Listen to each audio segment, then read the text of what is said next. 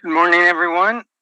I'd like to call the meeting to order and acknowledge that we are in Treaty 1 territory and our home and traditional lands of the Anishinaabe, Ojibwe, Innu, Cree, and Dakota peoples, and in the national homeland of the Red River Métis. Our drinking water comes from the Shoal Lake 40 First Nation in Treaty 3 territory. My name is Neil Harden. I'm chairing today's panel. With me via Zoom is Valerie Werhan, and in the room is Brent McIntyre. The recording secretary is Jason Robertson, and the assessor is Kim Wong. We will be hearing applications for revision of the assessment rule in accordance with the Municipal Assessment Act. The matters for which revision have been requested have been described in each application, and we'll limit discussion to those matters. The statements that are made at this hearing are sworn testimony, and anyone speaking to the matters must be sworn in. Be advised that comparison of assessments of properties are not considered evidence of market value by the board. The board is appointed annually by council and is independent of it and the city administration. It makes its decisions on the basis of the evidence provided at this hearing and issues a written order that be mailed to all parties as soon as possible.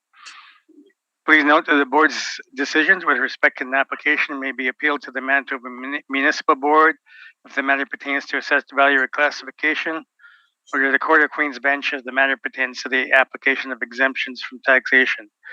Should you wish to appeal, information how to do so will be included with the board's order. With respect to the hearing process, I will confirm the points of appeal with your property to be addressed with each applicant following the swearing in. We will then have the assessor's testimony followed by questions the applicant may have, then the applicant's testimony followed by questions. Each side will have an opportunity to summarize if they wish. Once all the evidence about an application has been brought forward, the applicant may leave. The process will repeat for each item on the docket today. The session will close after all the applications have been heard, and the board will deliberate in private and make its decisions.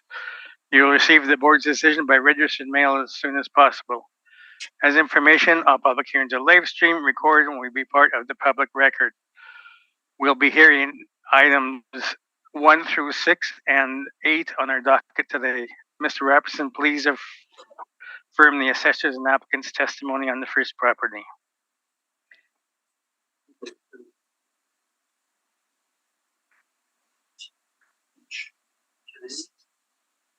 Liz and Sydney, are you guys both doing 200 Bellevue?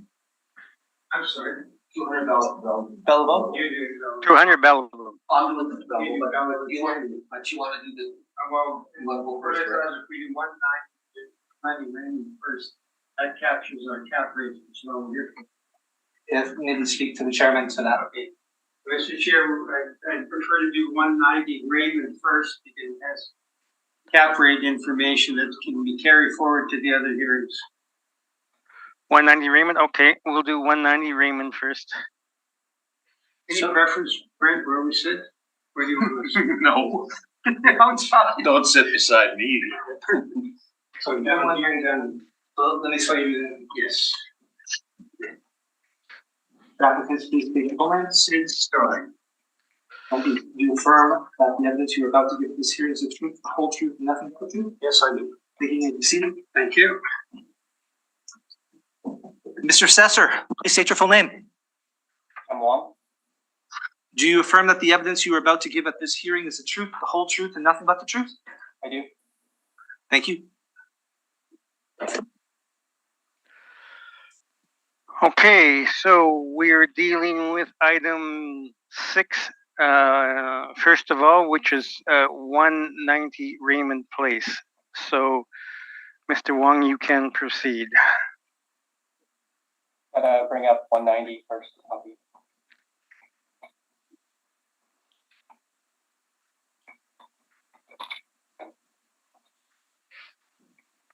Ken, are you able to turn up the sound on your mic?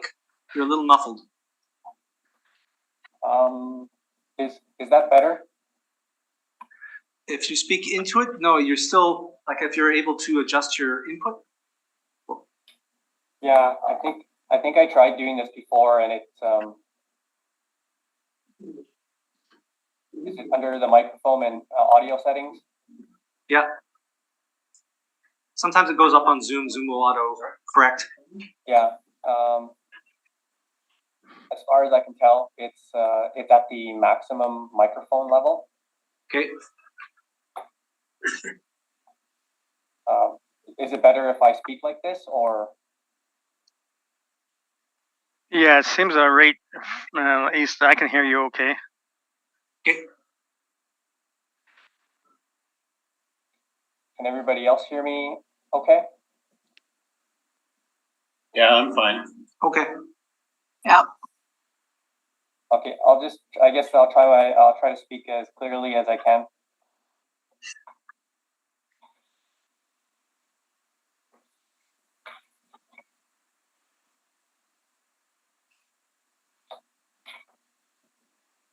The subject property is 190 Raymond. The roll number is 0600819260000. The file number is 22-3590.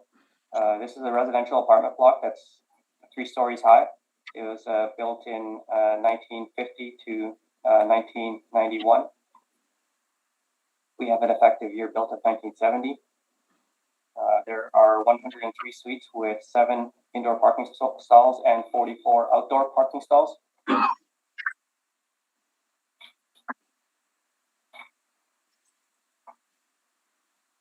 On page 3 is a picture of the subject property with its location.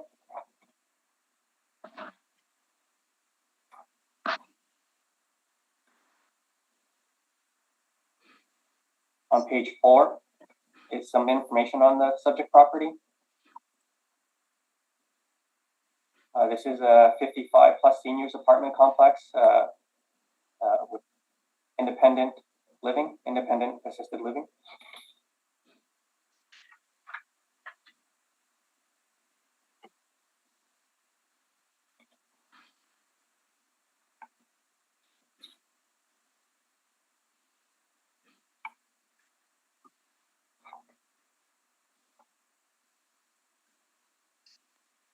Because this is a 55 plus independent assisted living, we will be going to the market for valuation of this property.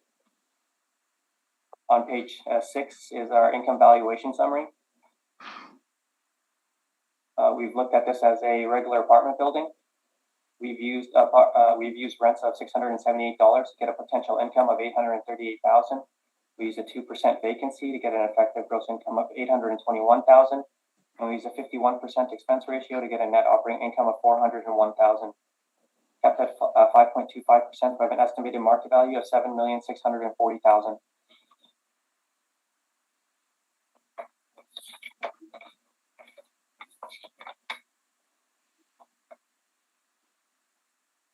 On page 7 are our rent comparables. Shows that the rent that we've applied is within the market norms. On the bottom of page 7 are some expense comparables that range from 43 to 50%. This supports the 51.19% that the model is applied.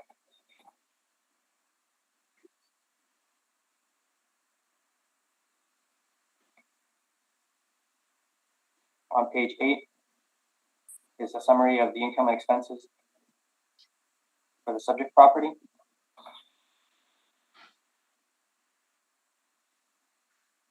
This is an assisted living property, but they did break out the services portion of it, of the income and expenses. So when you only look at the residential portion of it, the residential income with the parking and vending and laundry is about $1,352,000, and their expenses, excluding the services, is about $589,000. If you make adjustments for removing some major repairs and then adding in the utilities, their operating expenses are about $697,000. And their estimated operating income is about $655,000, which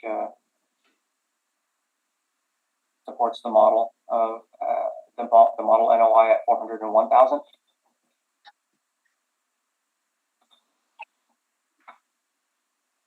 On page 9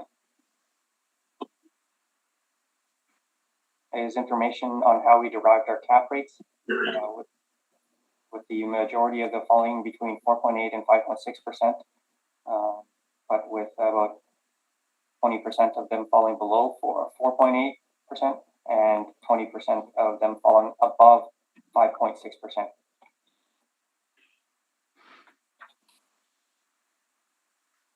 On page 8 are some cap rate sales that range from 3.6 to 5.74%.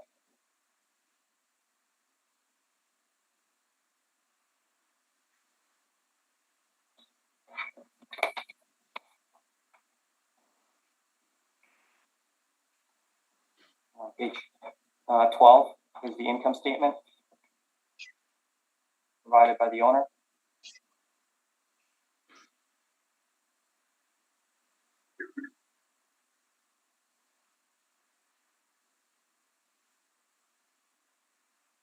You can see at the top of page 12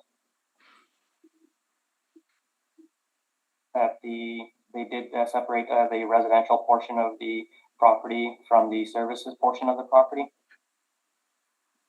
So we have a residential rent and we have a services rent.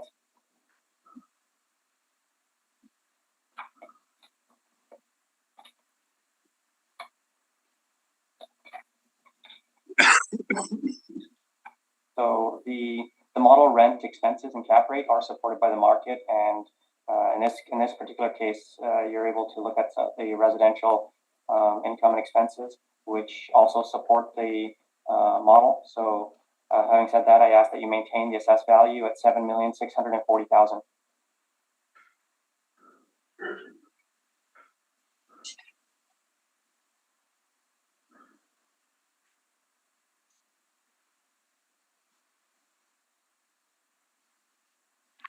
Is that your presentation? Yes. Okay, questions, Mr. Story?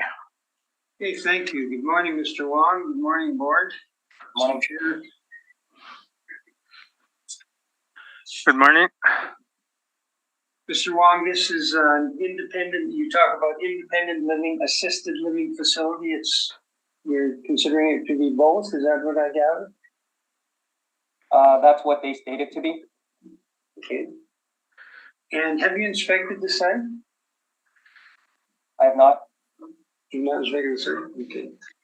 You did make reference to the fact that there are 103 suites. That's correct? Yes. Do your working papers indicate approximate suite size, the size of these suites? No. Okay.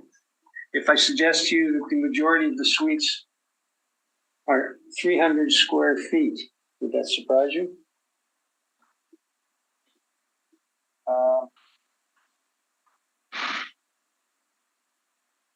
No. So you're aware of that? These types of facilities, sometimes the suites are a little bit smaller because there's a I would say a large amount of common areas for dining and activities, correct? Yeah. So you're suggesting that there are small suites because they have a lot of common areas. Mm-hmm. You understand that there's two sections to this building. One section was built in 1950. Is that correct? I think that's why we have, I guess, two years built, like 1950 and 1991. Right, that's correct. 1950 was built as a convent for the nuns. And it becomes important that the suite sizes are issued.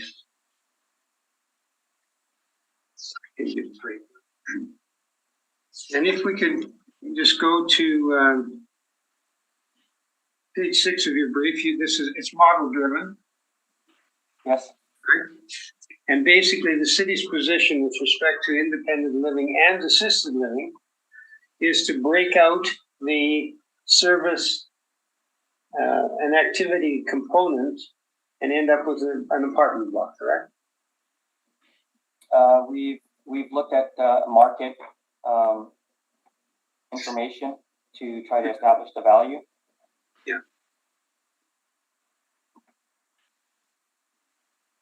But you look at it, you treat it, your model treats this as an apartment block and ignores the food and activities, which are over and above the residential component, correct? Yes, like it would be difficult for us to sort of model these seniors assisted living homes because they don't sell as far as we know. I don't know of any sales. So it. You don't know. I'm sorry. You don't know of any sales. You said of seniors home and assisted living, but we do have sales of apartment buildings, and it does resemble an apartment building. So we're trying to value it as an apartment building. Yes. Okay. So when you're valuing it as an apartment building, the main components are vacancy, expense ratio, and cap rate. Correct. That's a large part of it. And the cap rate, you have to take a building like this and make an assumption that it could be an apartment block. But how do you arrive at the cap rate if the property doesn't have the capability of being an apartment block? If it doesn't have the infrastructure, it doesn't have the parking, it doesn't have the configuration of the buildings, it really doesn't have that opportunity. No, but it does have a gross floor area, and so we're taking the gross floor area and we're trying to estimate how it would perform as if it was an apartment building.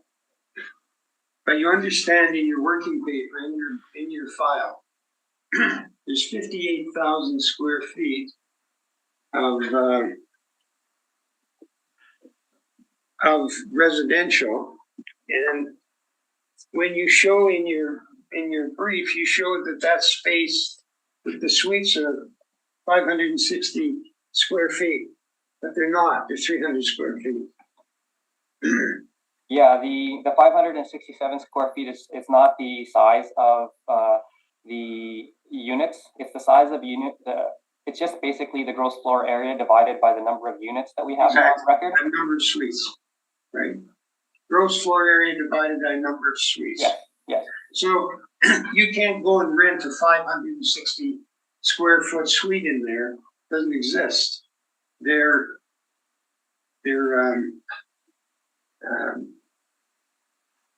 part of the total area. So what happens is in your calculation of the size of the suites, you're also capturing the common areas. Yeah, we are. Okay. So we can agree that the suites are, I'll ask you this question. There are 103 suites. I know the city's been out there. I took them out a number of times. I've done this probably for 20 years. And so the city is aware that there's small suites. There are no rooms in the suites, they're just open concept. They're about 300 square feet each.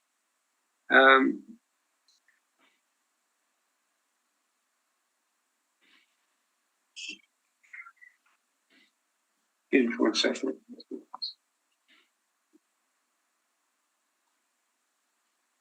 And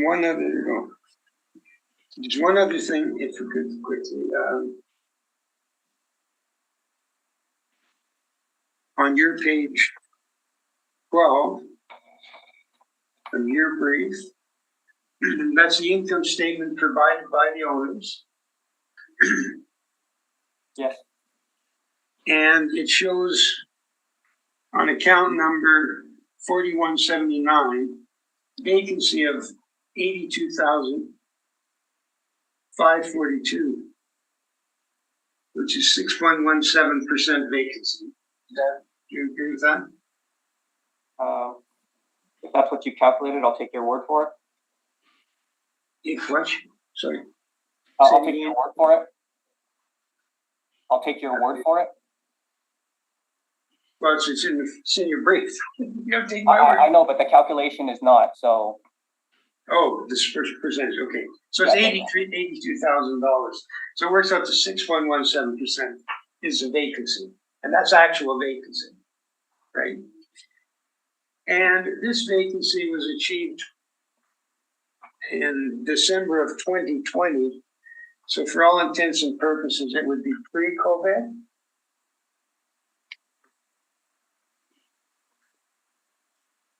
Correct?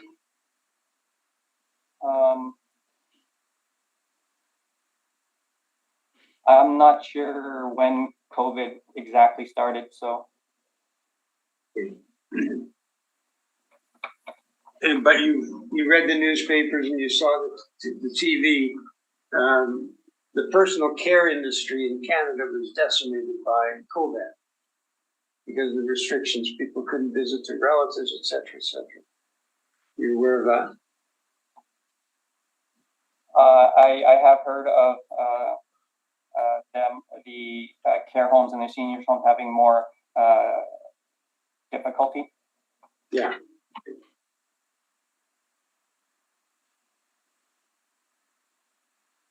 And then on your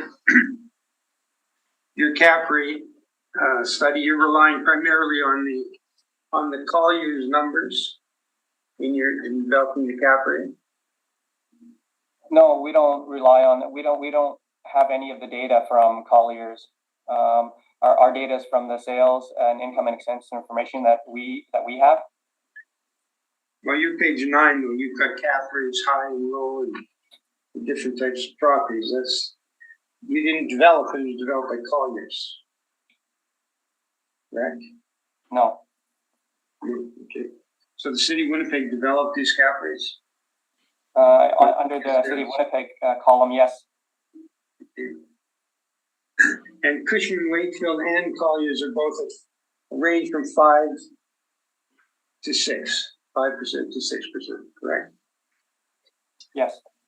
Okay. I think that's all I have. Thank you. All right. So, Brent, any questions? I just have one. Let me just get back to the page.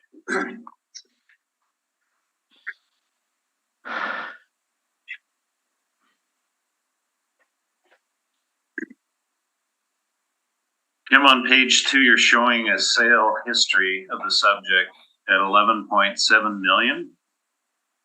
Yes. Is that a multi-role sale?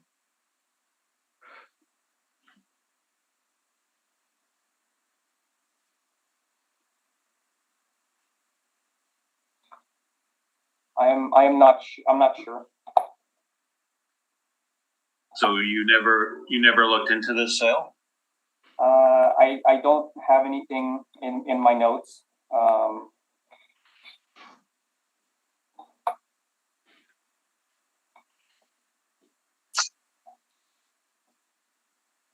I'm not sure if it is a multi-role sale.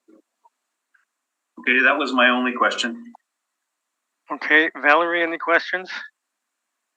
No, my question was answered. Thank you. All right. I want to, I guess, go back to the sale. I guess the technique used of valuing these properties as apartments is an attempt to remove the real estate value from the business value. Is that not correct? Yeah, we're just trying to look at the building itself. If we're trying to value the whole building, like if we only look at the maybe smaller units that tend to be in these buildings, we're not valuing all of the common space, like all of the commercial kitchens or the dining room or the recreational areas. And in us valuing it as an apartment building, we're trying to capture some of that the common area space, the value in that. All right. secondly, and spoiler alert for other properties, it seems that most of the other properties on today's docket are being valued with a 3.2% vacancy rate. Why is this one at 2%? I'm not sure about why this one is at 2% compared to the 3.2%. It's the algorithm that the model has that determines this vacancy rate. But in my experience, the 2% vacancy, along with the 3.2 and 4.2% vacancies, are in line with market vacancies. But with regards to why this one is 2 and why others are 3.2, I'm not sure. Okay, but if in arriving at a rental value, you basically went to market, and your comparables, there's only one comparable is actually in the area, so you seem to be using a citywide comparison for rents. So why not a citywide comparison for vacancies?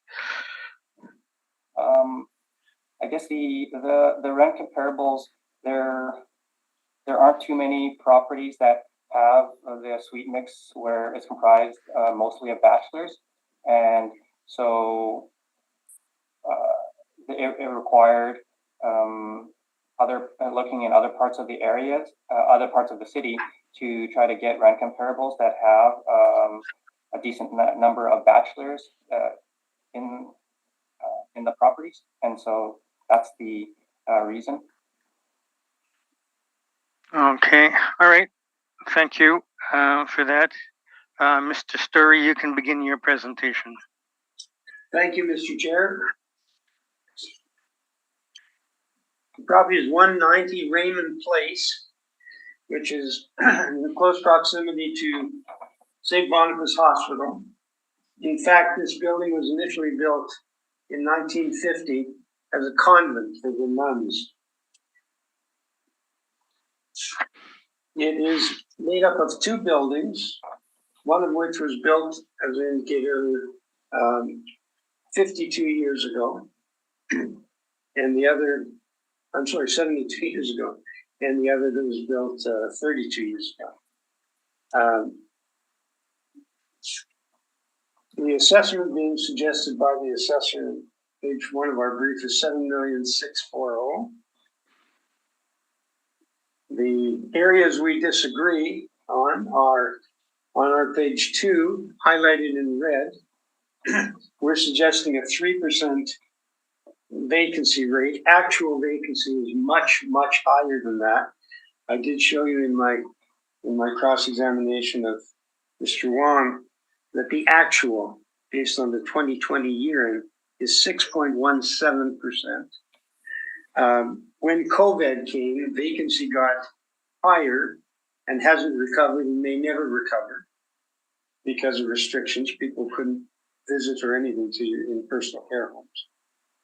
The cap rates, we're suggesting a 6% cap rate. And we look at the ranges, Cushman Wakefield, 5 to 6%, Collier's 5 to 6%, copious amounts that we've done. We actually analyzed 52 sales in the reference period. And we're confident that the 6% cap rate is a reasonable amount. It probably should be much higher than that. So the difference is the city assessor has 7.6, we have 6.6, based on the 2 amounts, the vacancy and the cap rate. I don't think the city has a big problem with vacancy because, as Mr. Chair just mentioned, the majority of these independent livings have a 3 or 3.2% vacancy. So that 3 is not far off the mark. If you go to page 3 of our brief, that's just the city position, my properties on this property. If you look at page 5, you'll see there's 2 buildings. one on the left, one on the right. All the food and dining and whatnot is in the newer of the two buildings, which is on the left.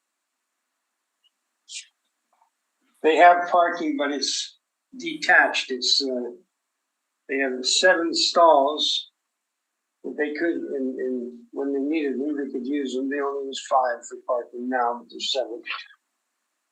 If you go to page 6 of our brief, you'll see a decision that was rendered for 2020, and that was a assessed value on this property of $5,646,000, and the decision is based on a operating income by the assessment department, which is in model, and a capitalization rate of 5.5%. I will caution you here, Mr. Story, that past decisions without hearing the evidence presented at those hearings is of limited value to the board today. Okay, not a problem. It should be, but that's all right. So there was a decision rendered in the past. And as I indicated earlier, we made best efforts to get as many sales as we could in the reference period. Starting on page 8 of our brief, we have 31 sales. And on the backup, on the cap rate study, you'll see we break it down further on page 10, where we have newer builds as opposed to older properties. And on each of these properties, I'm not going to bore you with it, we have the details on how the assessments, the sales were determined, and the values and cap rates, et cetera, et cetera. I'll just go through briefly with you.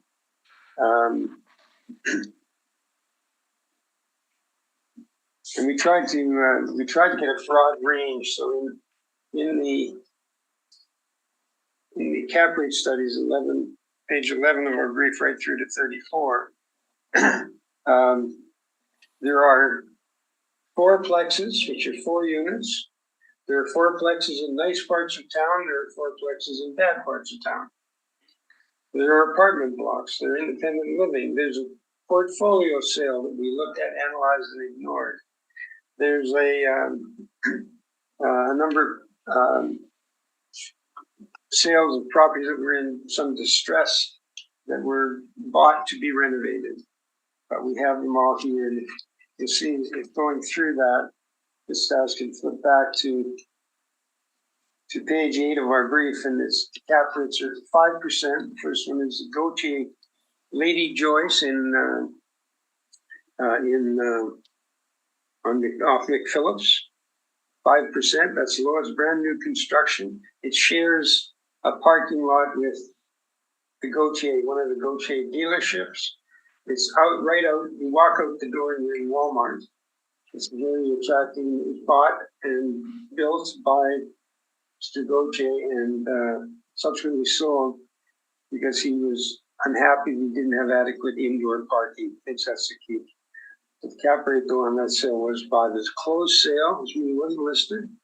He was approached by developers to buy it, and they did. So, and you'll see the rest as we go down 7, 6, 5, 8, with an average of 6.16, more than supports a 6% cap rate on the subject. If you go to page 10, we have some newer builds.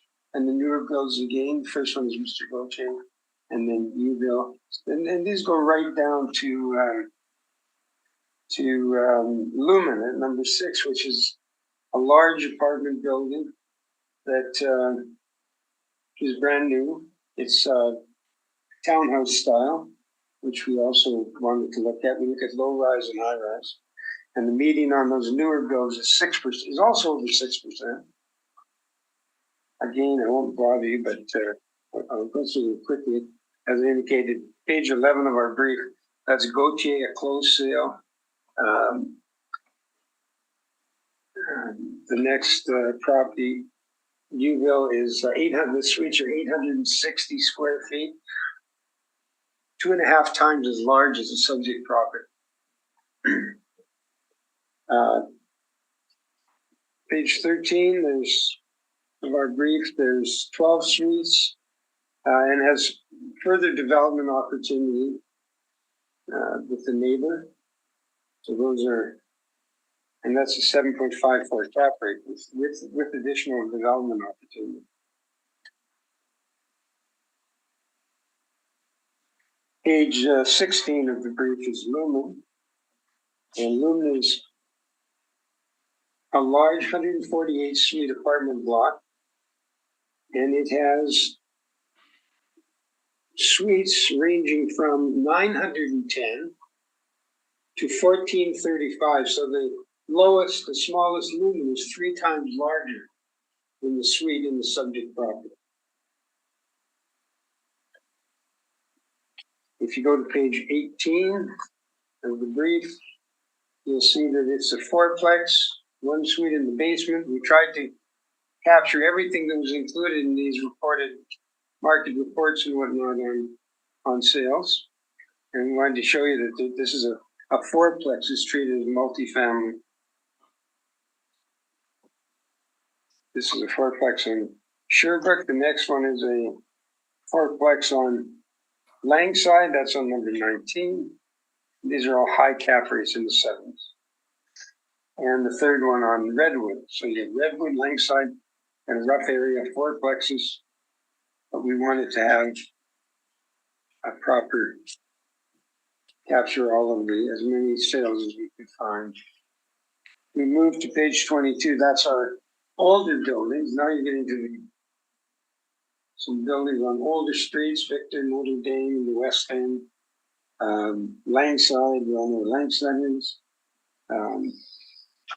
There's a cap rate, the average is 6.35%.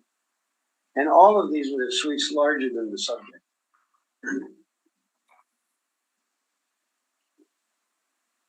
Go to page 24, 10 suites, but it's considered to be multifamily. Page 25 is 14 suites, all 2 bedrooms. And one of the things that affects risk and cap rate and ability to be an apartment is your suite mix. You have to be able to have suites for the public, and they have different family sizes and different configurations. So the suite mix, the mix of suites and the size of suites are very important. We go to page 28. This is a rental. 5 years ago, all of these suites were renovated. On average, $60,000 a suite in renovations 5 years ago. So but even at that, property has a 7.88 cap rate.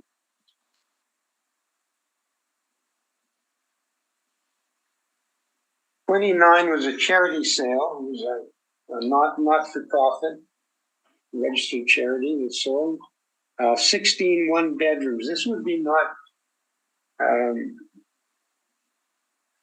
dissimilar to. Sorry, I just lost my place here. The subject, the 1-bedroom suites.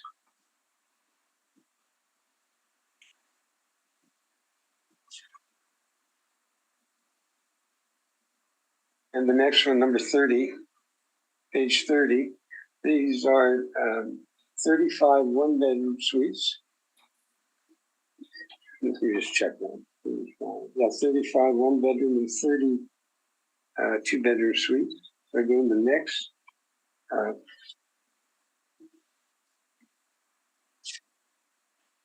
Page 31, 32. We're building at art number 22, and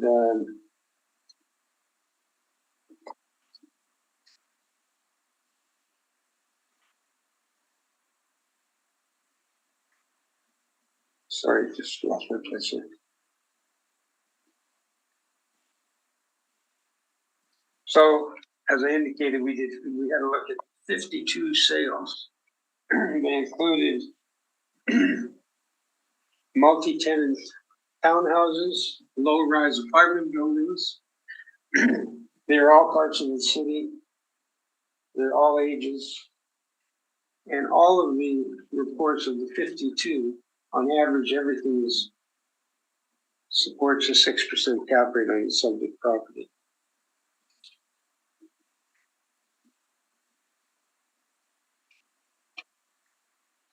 I did that, went through that so that we don't have to go through that for every property. If we go to page 39 of our brief, Mr. Chair, we end up with multifamily apartments. I'm sorry, 39. 39. It's a call user. Okay, is this, 39. I notice it says Q4 of 2021. Right. Is that not post-reference then? Yes, it is. All right, then we can't consider that material. Right. And the next one is Cushman Wakefield.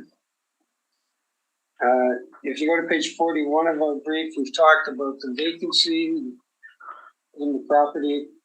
This is a document prepared by CMHC, and it talks about an overall vacancy rate of 5%, purpose-built rental market. Just to give you an idea, to support our 3%.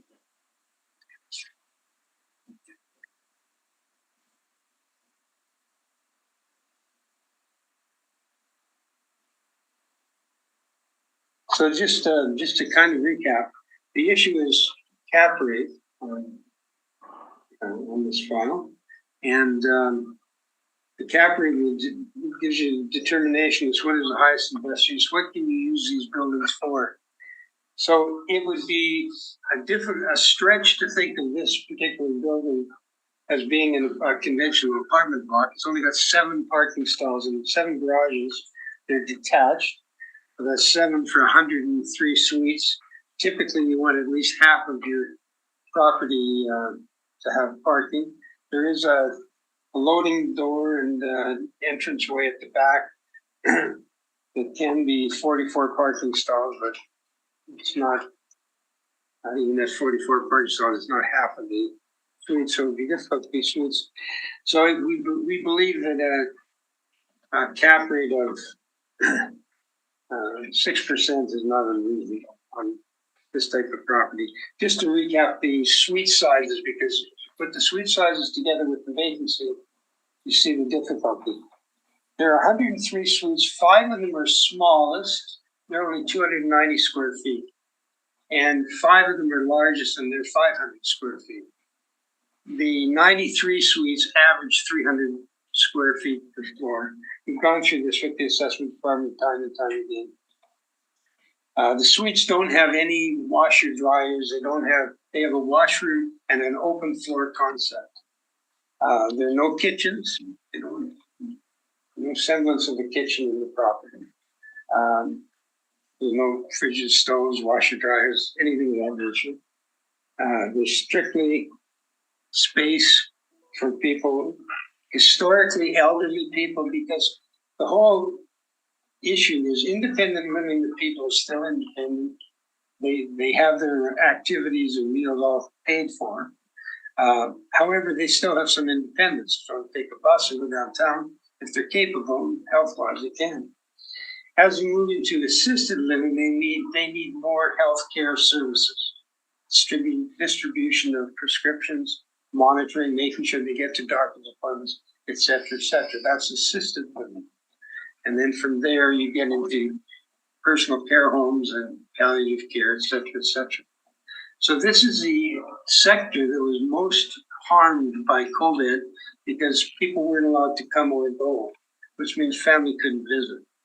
And they've had a significant reduction in occupancy that's carried forward and still with us. And maybe permanent, we don't know, but that's what's referenced here as well.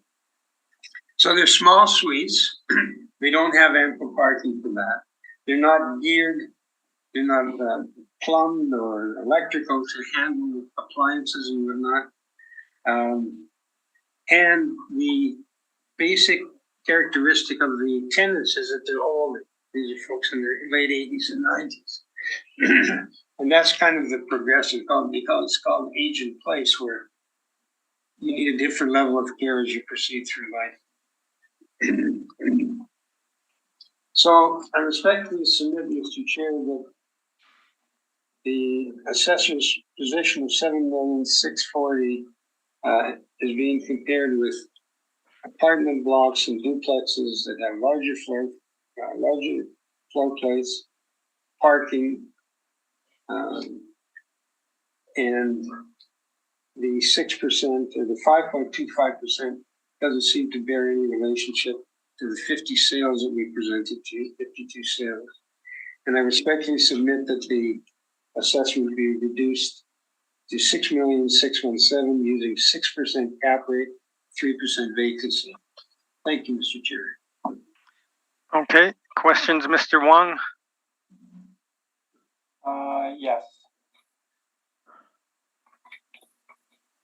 I guess as I was able to find a note where regarding the sale of the property for $11,700,000. Did the current owners pay $11,700,000 for the property? Is that a question for me? Yes. That's to address the chair. Did they pay? Apparently, yes, it appears they did. There's a business element as well. They bought two things and combined them. They bought the real estate, and they bought the going concern. When they bought it, it was an actively operating independent living that had full kitchens, had RNs on staff. It was quite different and was very, very successful. So to the best of my knowledge, Mr. Wong, that's what they paid for it. But that included a very lucrative business element. Okay. That's all my questions. Okay, Valerie, questions? I just have one. To the secretary, the rebuttal that was added to our agenda, was that from the applicant or the city? It's what was added via the city, and he has not addressed it yet. So. Okay, no, I wanted something clarified there. Okay, no, that's it for now. Thank you. Okay, Brent, any questions? Just so you just mentioned that when they bought this property in 2011, it had kitchens. No, it didn't have kitchens. It was very lucrative, independent living. They provided the meals. It does have a kitchen now, and it had a kitchen then. They have a common area. They eat together. Oh, okay. I thought you mentioned that the individual units. No, units have never. That's the point. They've never had kitchens. They've never had any kitchen equipment. They don't have washers and dryers. They don't even have a wall to put a washer and dryer behind. And in the assessor's brief, there's some pictures of the suites. They're only 300 square foot suites. There was a kitchen for the central area. Yeah, to feed all the people. That's independent living includes all your meals, all your activities, all your medical appointments, all your outdoor special events. That's independent living. As you're less able to handle that or need more services, they move to assisted living, different type of facility. And what's happened is with COVID, now the healthcare professionals come to them rather than them go to it. So they don't, at one time, to be assisted living, you had to have an RN on staff or somebody capable of distributing prescriptions. That's not the case anymore because of COVID restrictions. Now the healthcare workers go there. And that really has nothing to do with the real estate, correct? No. Okay, thank you. That was my only question. All right, and I guess the question I have, Mr. Story, on the sales that you presented, and that's a comprehensive list of sales. were they all bought for the income in place, or were they bought, or was there a mix of being bought for the income versus being bought for redevelopment potential? You know, I handle about 15 or so independent living, and I can't think of any that people are buying for the development potential. They're bought. These are located in areas try to be relatively affluent because they want the kids to put the parents. Yeah. No, I'm referring to your sales on page 8 of your brief. No, that's everything, Mr. Chair. What we did is we tried to look at all the sales we could find in that area in the reference period, and some of them are for resale. There's one apartment block on Langside that has the adjoining is advertised to that. A number of these fourplexes, which we in the city treat as multi-tenant residential, they're places where the owner lives in the building and rents out 3, not 4 of the fourplex, and they're advertised for sale as pay rent to yourself. So there are some opportunities because these are as small as fourplexes and as large as 135 suite apartments. But there'd be some that they would buy because of it. If it's a good real estate hold, if it's in the right area, you'll see a lot of these are by Health Sciences Center, University of Winnipeg, student housing, even along Langside for the So this is citywide purchases. I can't tell you specifically why the people bought, but I would presume that their location in real estate might have an impact. All right, thank you for that. Now, Mr. Wong, I understand you have a rebuttal for all properties. Yes. Do you want to deal with that? Sure. Yes, please. Okay, go ahead then. Does everybody have the rebuttal document?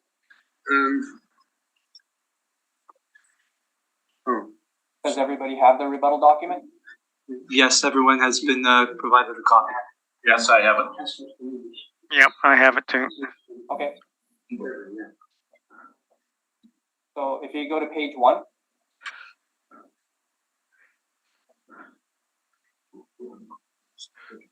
If you look at the chart on page 1.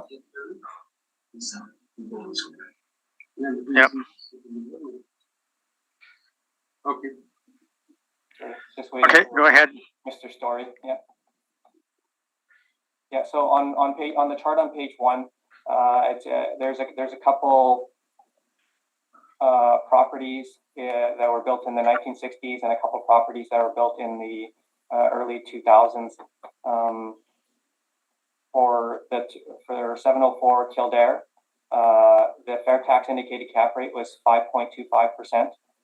But when I look at the income statement from the owner, the indicated cap rate is 3.33%, and for 215 to 225 Edison, the fair tax indicated cap rate is 5.01%. But when I look at their income statements, their indicated cap rate is 4.5%. If you scroll down to page 2,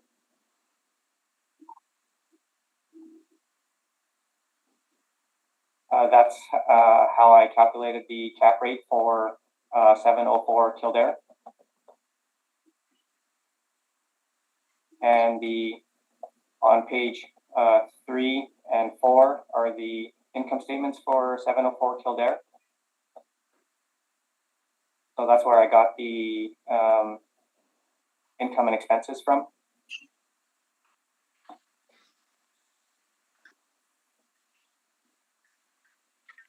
Sorry, I want you to note on page 3.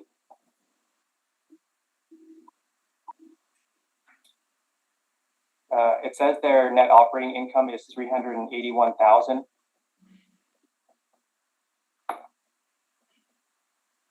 and that's different from the 299,000 that I utilized to calculate the cap rate. But the 381,000, it doesn't include the vacancy of 82,000.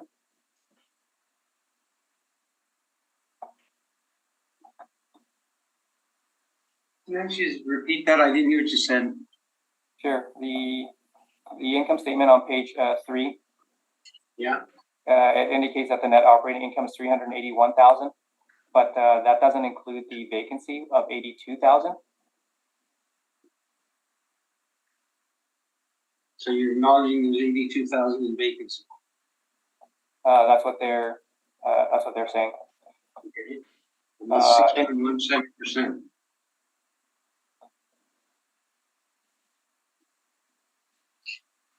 But my estimated income for 2019 is about 299,000. Who estimated that? That's when you remove the vacancy. Mr. Story, can you let Mr. Wong finish, and you will have time for questions afterwards? Absolutely. Okay. So I used their 2019 income to estimate the cap rate of 3.3%.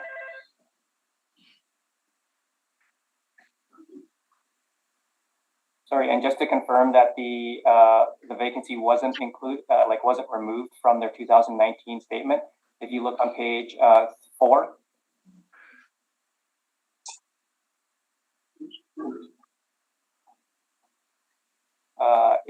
On page 4, they did remove it has 88,000 of discounts and vacancy and losses that was removed. And their net operating income is about 297,000, which is similar to the 299,000 that I used to calculate the cap rate of 3.3%.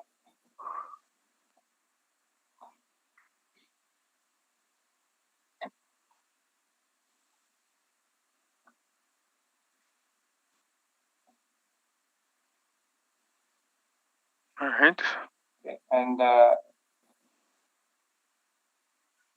on page 5,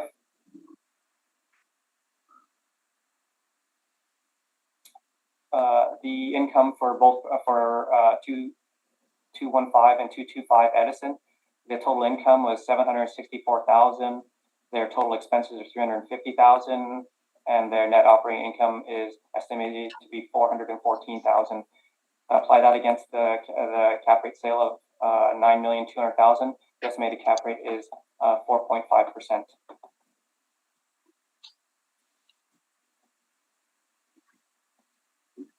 So if you go back to my page 1.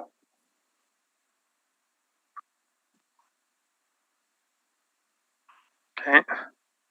So the cap rates that I've calculated are either noticeably or a little bit lower than what the applicant has indicated. The calculations are in the following pages, but it appears that at the bottom of my page 1, it appears that the fair tax cap rates are based on the vendor realtor estimates, which, in my observation, they tend to be optimistic, whereas the cap rates that I've calculated are based on the most recent year's income statement or questionnaire. Okay. And so for the compared to the subject property, the first 2 properties are probably the most similar, and I believe they support the cap rates that the model has applied. So that would be all of my rebuttal. Okay. Questions on the rebuttal, Mr. Story?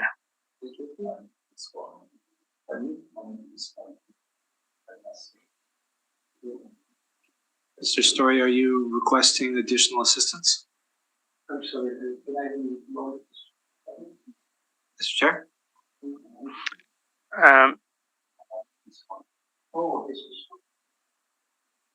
Trevor is Mr. Chairman, the applicant is wishing to bring in an additional assistant. Okay, well, then he'll have to be sworn in. Yeah.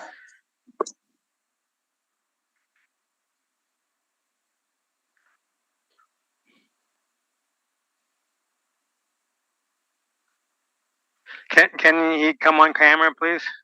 Yes, I'm just waiting. Yeah. A little closer. So, here you go. Please state your full name for the record. Trevor Smith. Do you affirm that the evidence you're about to hear is the truth, whole truth, and nothing but the truth? I do. Thank you. You can see. Thank you.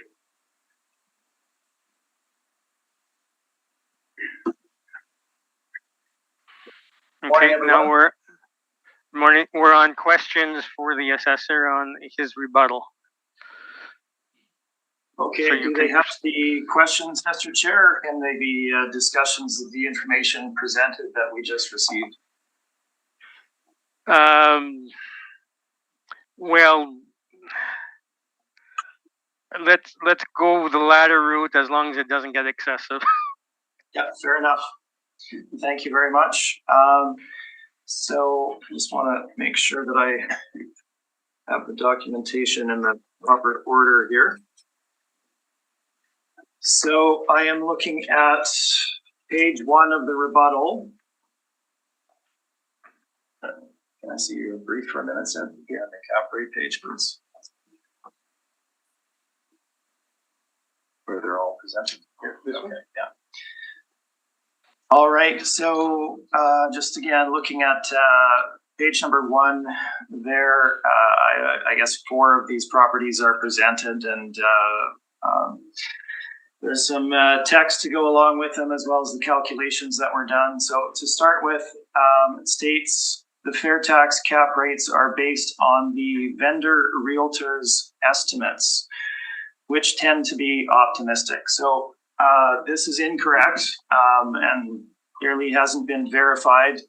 The vast majority of the sales data that is included here was verified by an accredited appraiser and sourced from an accredited appraiser, where they did their due diligence and determined the actual capitalization rate based upon the income and expense of each of these properties as of the date of sale. So that first statement is inaccurate. Secondly, looking at the statement under that, the Assessment and Taxation Department cap rates are based on the most recent year's income statement and questionnaire. So to look at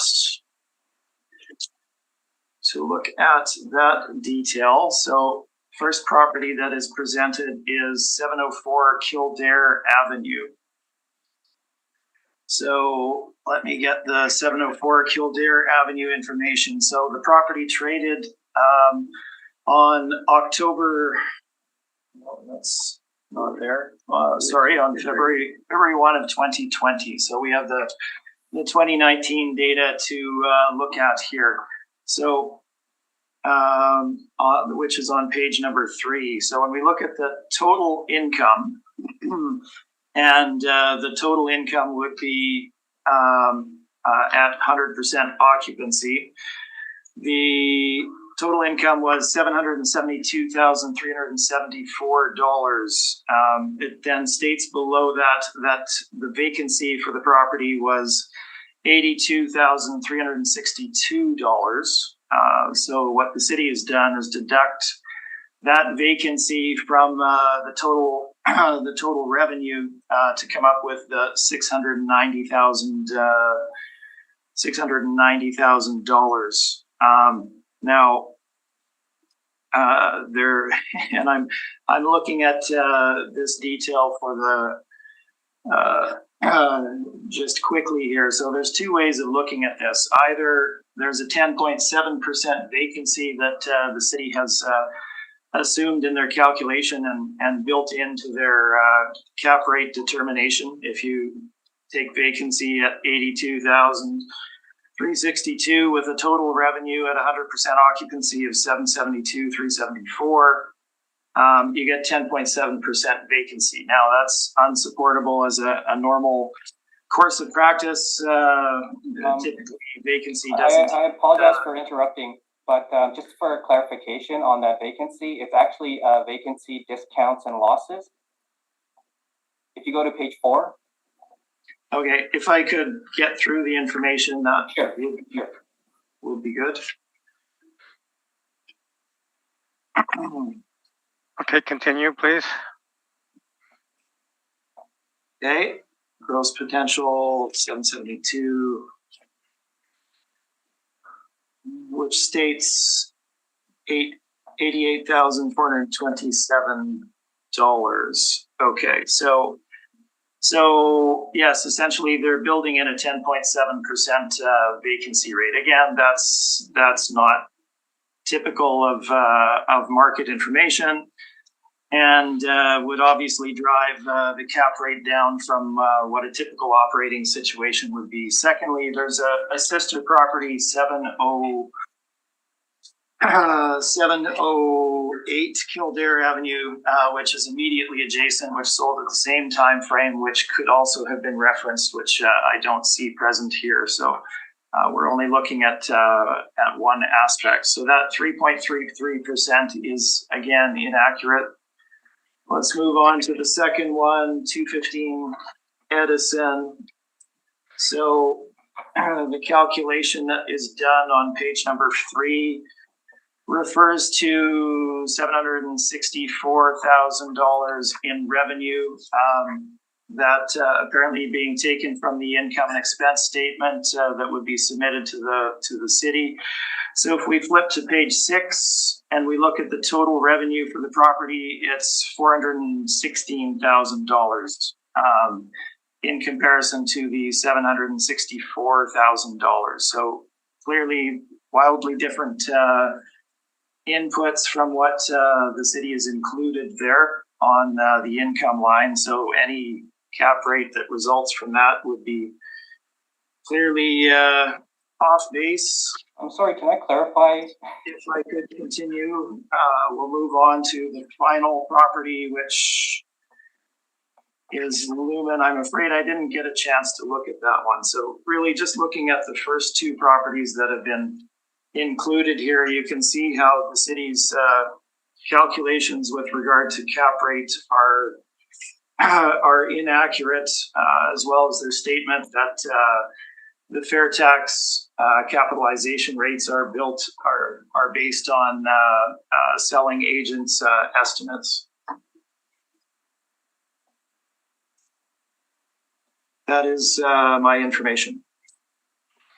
Okay. That was your questions. Mr. Wong, do you have a response? Yeah. I guess going to page 4. 4, yeah. Mr. Smith was indicating that the vacancy was all vacancy, but as you can see on page 4, the 88,427 is not just vacancy, but it's discounts and losses. And so Mr. Smith saying that it is a 10 or 12% vacancy, I don't believe that's accurate. And if you look at the bottom of page 4, their estimated income is $297,000, and that's very similar to the $299,000 on page 2.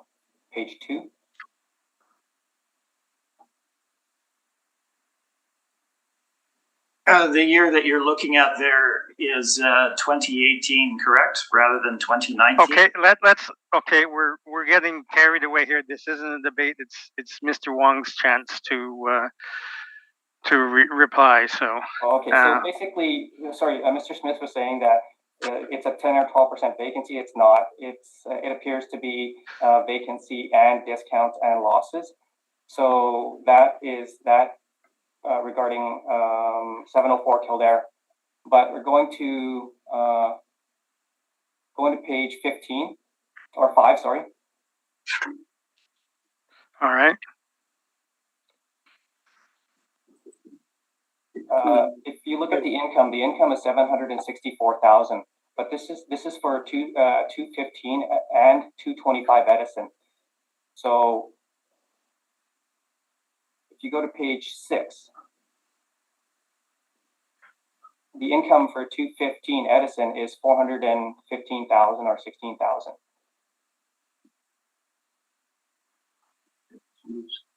If you go to page 8,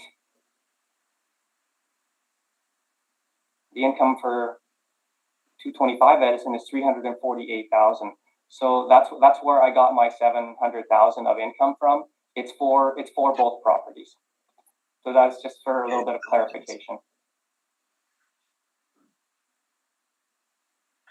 Okay. So was this a multi-role sale then?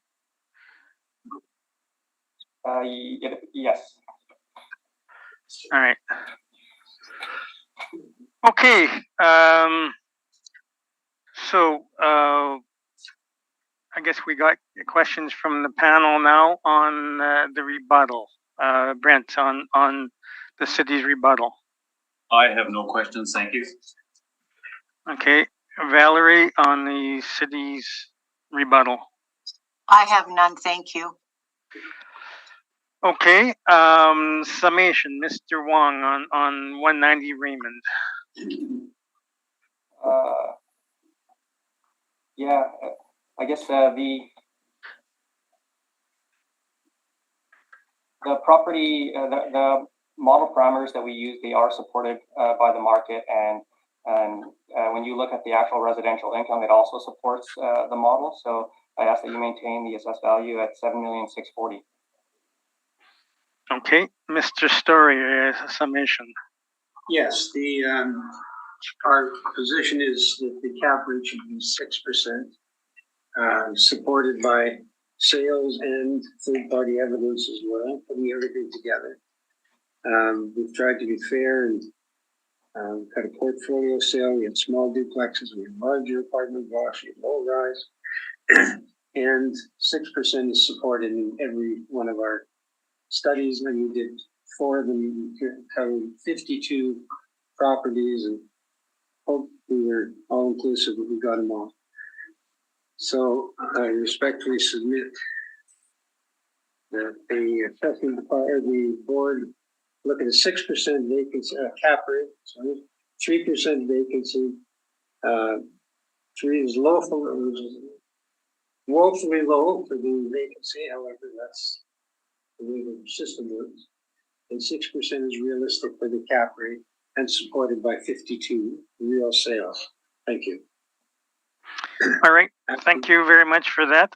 That concludes this property. Guess it took a fair length of time, but we're talking about cap rates, so that was all right. Let's take a 5-minute break till 10:20, and then come back then. Okay. We'll go back to the regular order now. Item number 1, 200 Belleville Road. And Mr. Robertson, can you do the swearing in? Mr. Applicant, please state your full name. My name is Lars Stokowski. Do you affirm that the evidence you are about to give at this hearing is the truth, the whole truth, and nothing but the truth? I do. Thank you. You may be seated. Thank you.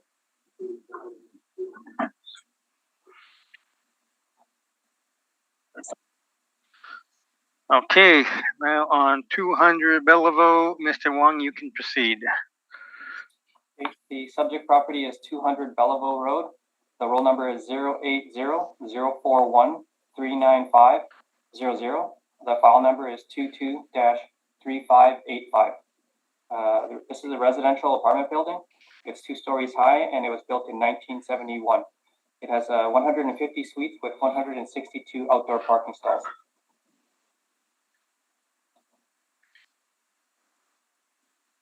On page 2 is a sales history of the subject property. It sold in 2011 for $14 million, and after the purchase in 2011, the property was completely renovated. On page 3 is a picture of the subject property with its location.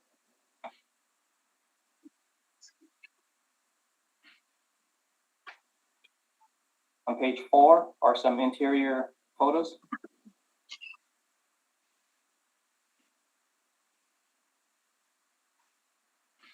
On page 5 is our income valuation summary. We use average rents of $1,166 to get a potential income of $2,100,000. We use a 3.2% vacancy to get an effective gross income of $2,033,000. And we used a 46% expense ratio to get a net operating income of $1,088,000. Capped at 5.5%, we have an estimated market value of $19,621,000. On page 6 are some rent comparables showing that the rents we've used are in line with what's in the market.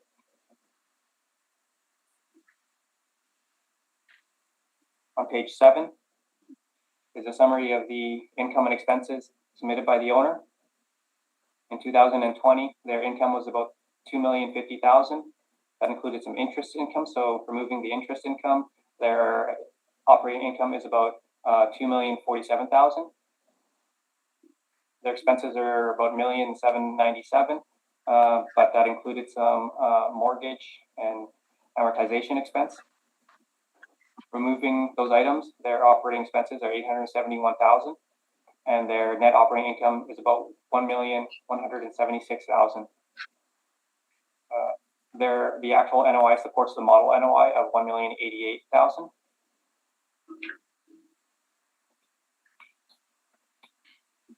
On page 8 and 9 is information on how we derived our cap rates.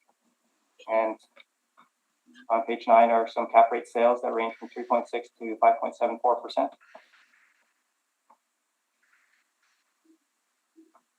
On page 11 is the income statement provided by the owner.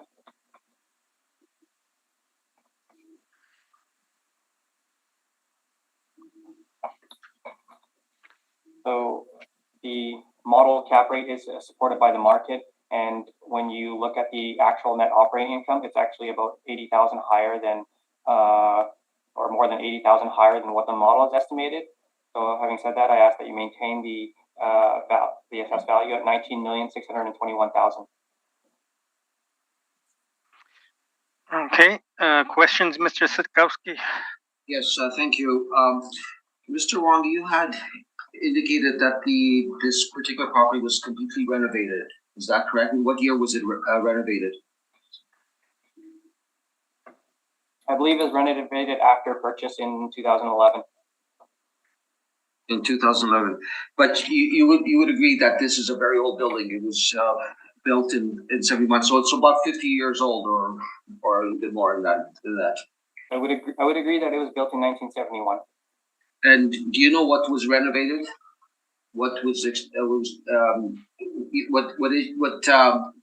was it? Just the flooring, the cabinetry? Were those the type of items that were changed in the building? I believe all the interiors were refreshed in terms of flooring and paint and kitchens, and the heat was changed to electrical baseboards. So the quote unquote bones of the building were not touched, right? I mean the foundation, the framing, the walls, the roof. Was that were any of those items renovated? I don't believe so. So in short, this 50-year-old building only had flooring. So if you take a look at page 4 of your brief and look at some of the pictures, like for example, look at the flooring. That looks like fairly new flooring, but that's very inexpensive type of flooring. Is that correct? I couldn't say. If you look at the washroom picture in the upper right-hand corner, again, the cabinets, the washroom, the tub, it's pretty standard, right?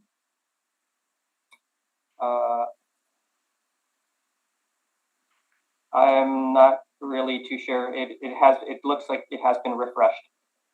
It's been refreshed, but that's pretty standard type of renovation. I would say it's standard for a, I guess, a renovated building.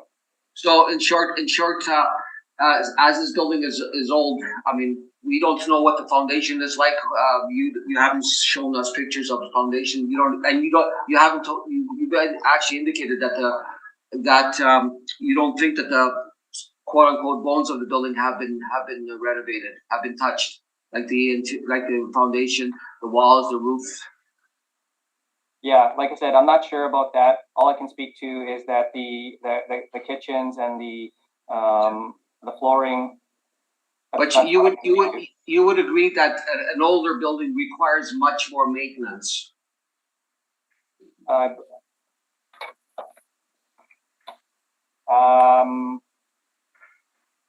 potentially much more maintenance and repairs.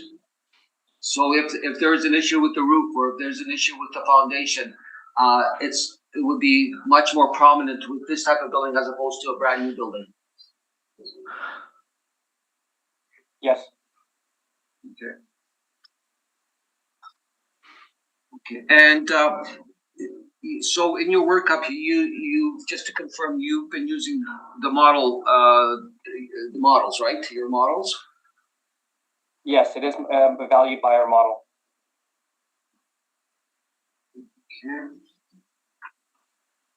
All right, and those are my questions. Thank you so much. Okay. Brent, do you have any questions of the assessor? I do. What was the cost of the renovations?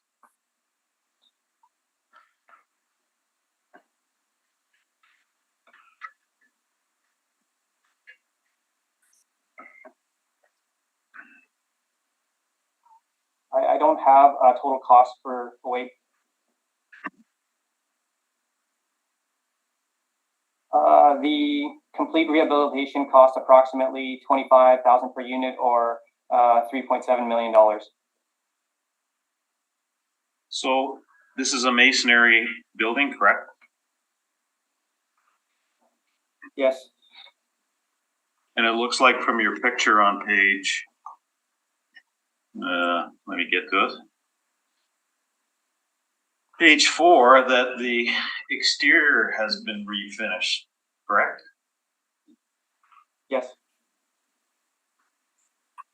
So why wouldn't you change the effective year of the property as a result of all this work?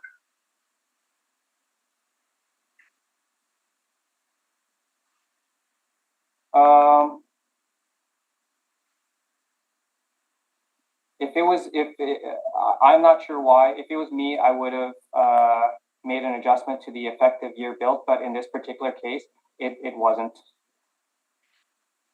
Okay, thank you. That was my only question. Okay, Valerie, any questions? No, not at this time. Thank you. All right, and I have none. So, Mr. Sitkowski, you can proceed. Thank you so much.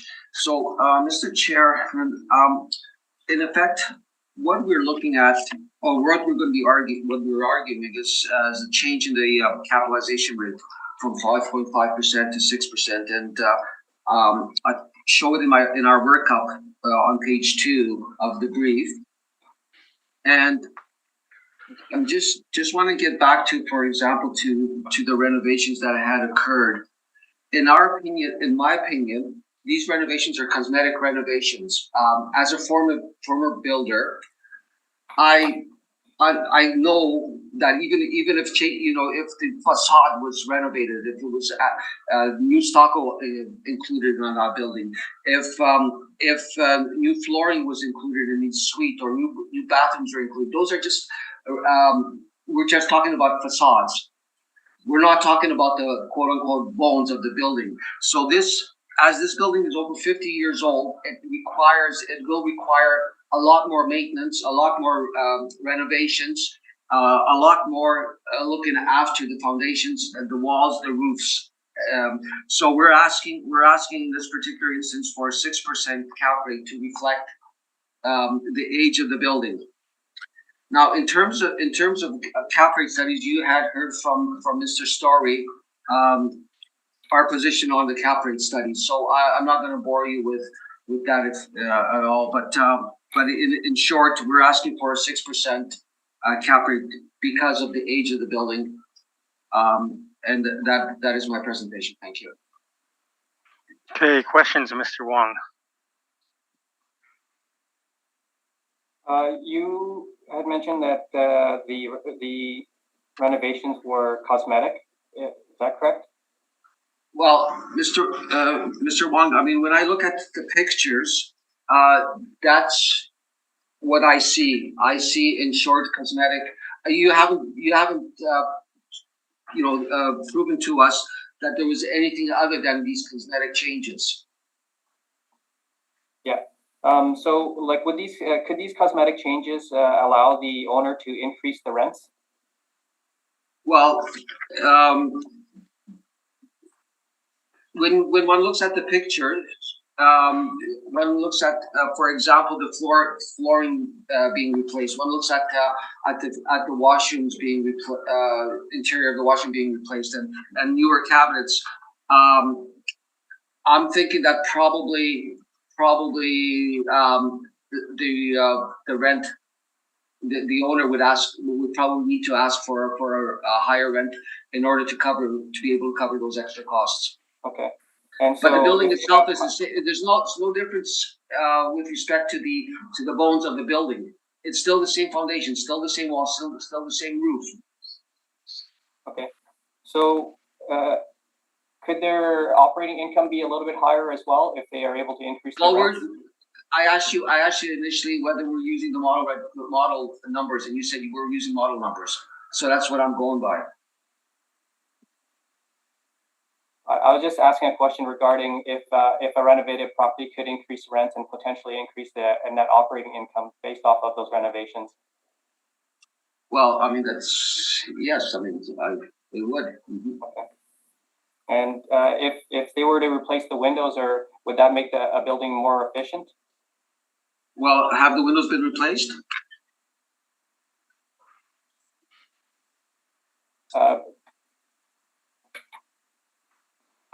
Then what year were they? When did these renovations occur? Sorry, that would be all my questions. Okay, Brent, questions of Mr. Setkowski? I have no questions at this time. Thank you. Valerie? Nope, thank you. Okay, I have some questions. If you look at, I guess, page 8 of the city's brief, in terms of the cap rate ranges, you're asking for the top rate of the ranges. Collier's tops out 6, CBRE at 5.5, Cushman Wakefield 5.75. So he's saying 6% would be an inferior property in those ranges, let alone the city's rates.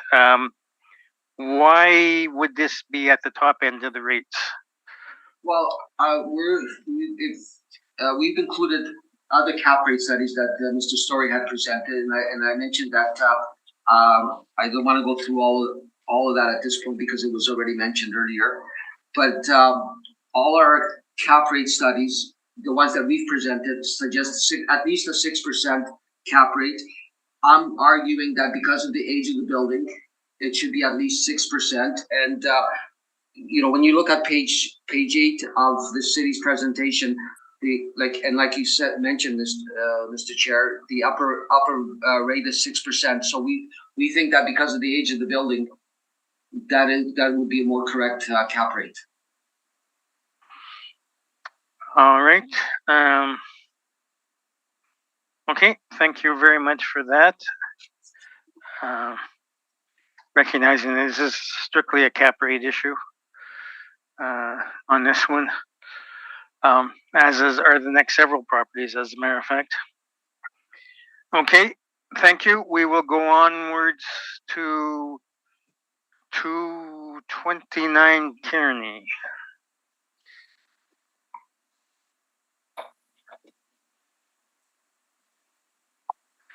Give me a moment to open the files.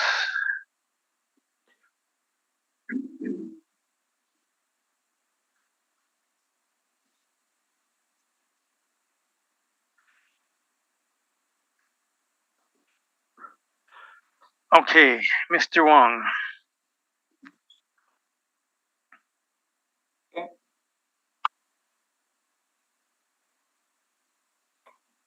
The subject property is 229 Kearney Street. The roll number is 080-041-45700. The file number is 22-3584. This is a residential apartment block. It's 3 stories high and it was built in 1972. There are 126 suites with 138 outdoor parking stalls.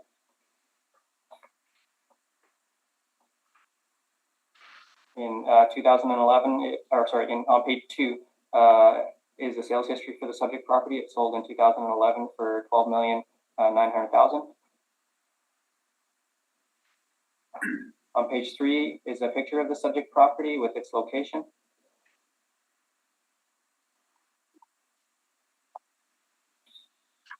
On page 4 is our income valuation summary.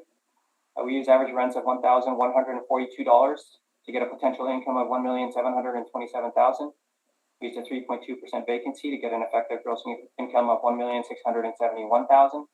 We used a 46% expense ratio to get a net operating income of $891,000. Capped at 5.45% of an estimated market value of $16,354,000.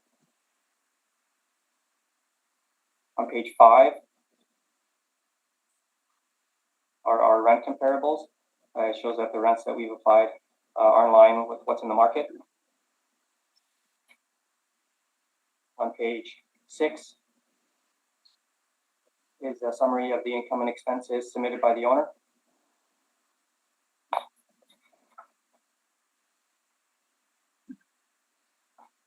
Their indicated income is for 2020 is $1,797,000, but removing some interest income, their income is actually $1,790,000. Their expenses for 2020 are $1,401,000, but that included some mortgage and amortization expense. So removing those items, their expenses are $645,000. So their estimated operating income is $1,145,000, which is significantly higher than what the model is estimated at $891,000.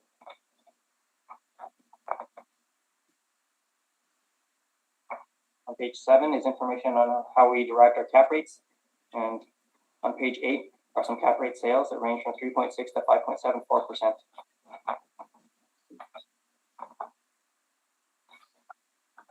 On page 10 is the income statement supplied by the owner.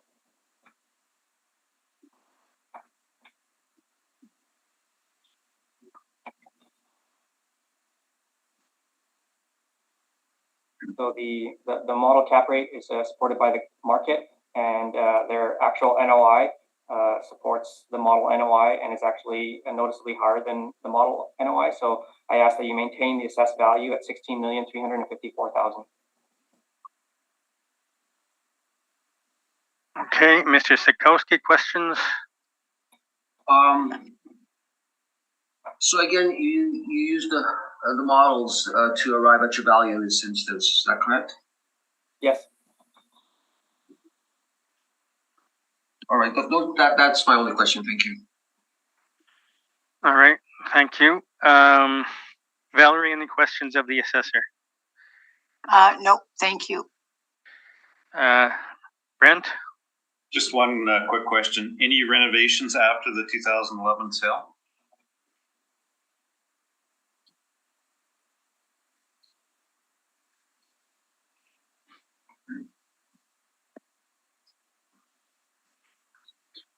Not that I'm aware of. Okay, thank you. Okay, that leads to a question in my mind. I mean, this is very close to the previous property. Well, similar in size. I mean, they're both well over 100 units. The cap rate on Belleville, and they're almost the same age. Cap rate on Belleville was 5.55. Why is this cap rate lower, implying that it's a better property than Belleville would have been?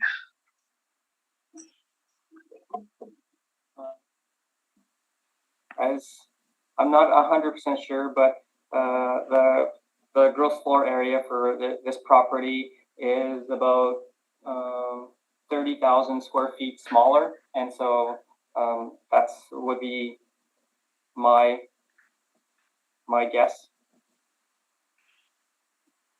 All right. Thank you for that. Mr. Sitkowski, your presentation, please. Yes, thank you, Mr. Chairman. I actually was going to mention that these properties, the previous property and this property are pretty similar in terms of age. This property has, the subject property has the 1972 age. The previous one had a 1971. And so, and the argument is going to be it's identical to this, to the previous one. If you look, turn to page 2 of our brief, you'll note that the only change that we're asking for is for an increase of the cap rate to 6%, and mainly because it's a very old building. It's 50 years old, and it requires the same type of maintenance as the previous building. The roof will have to be looked at. The walls and the foundations will have to be looked at, and hence we're asking for a 6% cap rate, and we're asking for a reduction from 16,354,000 to 14,855,000 based on the increased cap rate. Thank you. All right. Questions, Mr. Wong? No questions. Okay, Brent, questions? So you mentioned you were a builder or still are a builder? I have been a builder and been one. So if I look at your photos, the roofs are tar and gravel, correct? It's a flat roof, so that it would be. Do they normally last 50 years? No, they don't, as I understand. But I mean, I unfortunately, just further to your question, I have not built buildings like this. I'm a custom builder, home builder, but I do know that these types of roofs need to be replaced more often than other types of roofs, let's say. So it's conceivable, and nobody probably knows the answer to this question, that these roofs have been replaced. I would hazard to say yes. Mm-hmm. Okay, that was my only question. Thank you. Okay, Valerie, questions? No, thank you. All right, and I have no questions, so thank you for that. We'll go on to item 3, which is 333 Ward. Again, give me a moment to open the files.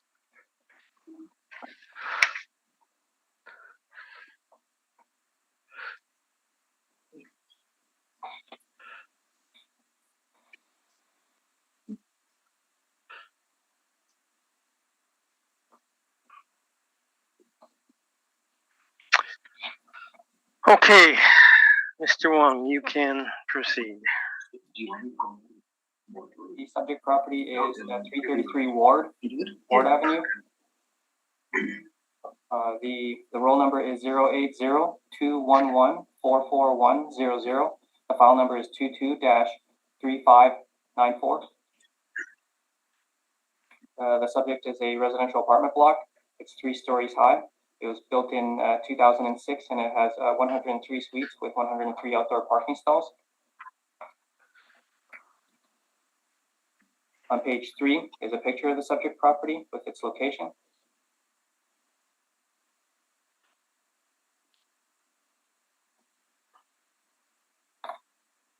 On page 4 are some interior pictures of the subject property.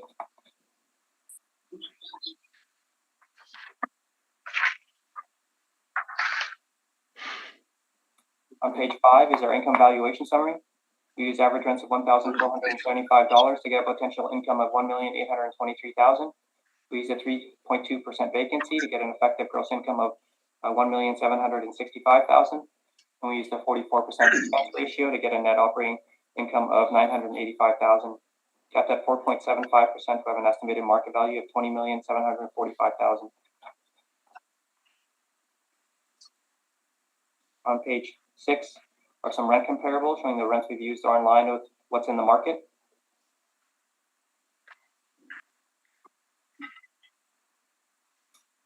On page 7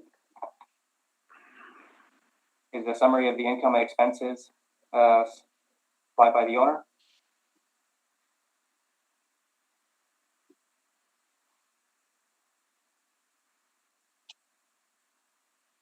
In 2020, their income was $1,807,000. Removing some interest income, their operating income is $1,805,000. The 2020 expenses were $864,000, but that included some special rehab and rental expense of $35,000. So making an adjustment for that, their operating expenses are $828,000, and their NOI for 2020 is $976,000. To estimate their operating income, I use their 2020 income of $1,805,000, and I average their expenses from 2019 to 2020 at $818,000, giving a net operating income of $986,000. This $986,000 supports the model's net operating income of $985,000.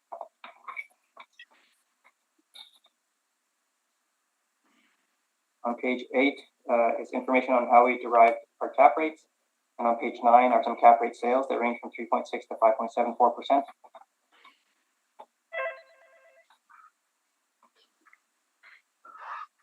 The remainder of my brief is the income statement provided by the owner.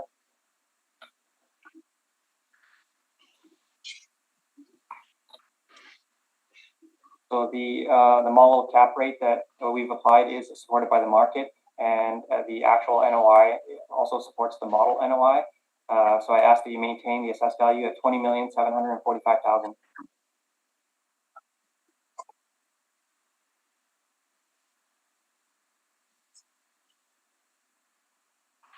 Okay, questions, Mr. Sitkowski? Actually, Mr. Story will be taking over on this one. Okay, and Mr. Story, you're still under oath, so that's all right. Thank you. Thank you, Mr. Wong. Again, model driven, Yes. right?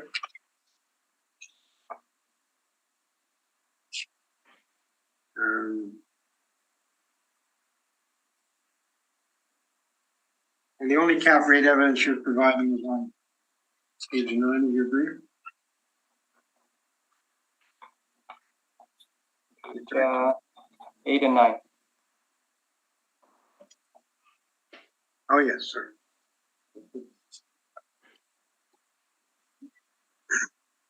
Well, then, the cap rate evidence is only on page 9.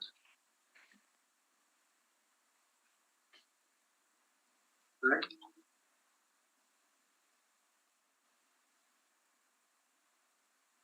Mr. Wong? Did you lose him? Mr. Wong? Sorry, what was the question? Yeah, page 9 is the evidence you've given to support the cap rate. Yes, on page 9 are some cap rate sales, and on page 8 are the cap rates, the model cap rates, which are based off of the sales and what. Yeah, verifying the model. I'm sorry, did you say that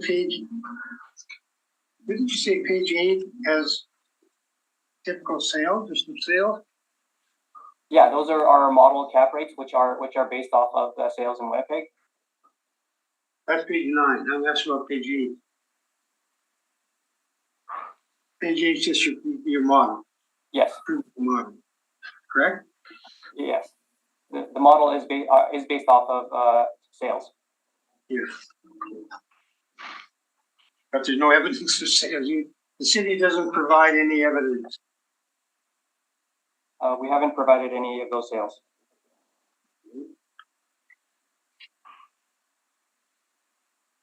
But we've provided some 52 sales. Is there a reason that the city wouldn't have provided sales information? I'm not sure. You're not sure? I'm not. We have provided. Maybe that should have been a difficult question. the city hasn't provided any information on sales to support the cap rate. We have supplied 52 sales to support our cap rate. What am I missing? The only sale that we Why doesn't provided- the city have more cap rate? Sorry. Are you asking about our sales? I'm talking about sales, yes. The model, the assessment model is based off of sales in Winnipeg. The only sales that we provided are on page 9. Okay, where are the sales on page 9? There aren't any. Those are just the rates, cap rates. Where are the sales? And is there a sale price on there? Pardon me? There are sale prices and sale dates. On page 9 of your brief, Yes. where are the sale prices? In the middle column. In the middle column. I'm sorry, I can't find them. Page 9. Go to page 9 and read us some sales. The sale of 2390 McPhillips. Sorry? 2390 McPhillips. No, on your page, we're doing your brief right now. And it's on page 9, with all due respect. Yeah, it's, they got the sale prices listed on page 9. Where are they listed? Where are they listed, Mr. Chair? There's on page 9, the top of the page should read capitalization rate evidence. In the table on column Oh, it's 4. the next page. That's page 10. That's not page 9. It's page 10. No, it's page, Well, it's listed with as all page due 9. It's listed as page 9, I agree, Mr. Chairman. Well, would you need a different read from the assessor? Our pages are different this year. Which one are we? Here's 332. Are you looking at the right property brief? Oh, right, okay, my apologies. Wrong page. Sorry. Okay. Okay, there we go.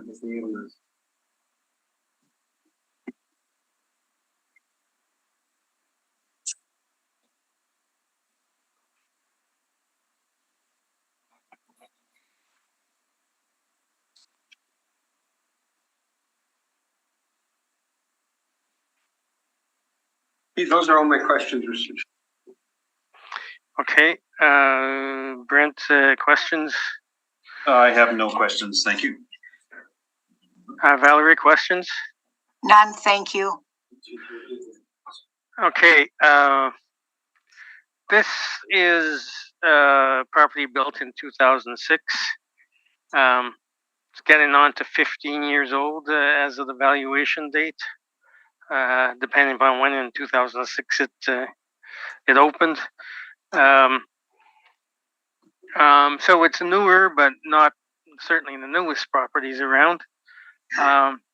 Yet the cap, well, and also if you look at your page 7, it seems to have some unusual expenses for rehab and that sort of thing. And yet the cap rate is below the 20th percentile. So why, which would say it's one of the better properties in Winnipeg. Why is the cap rate below the 20th percentile?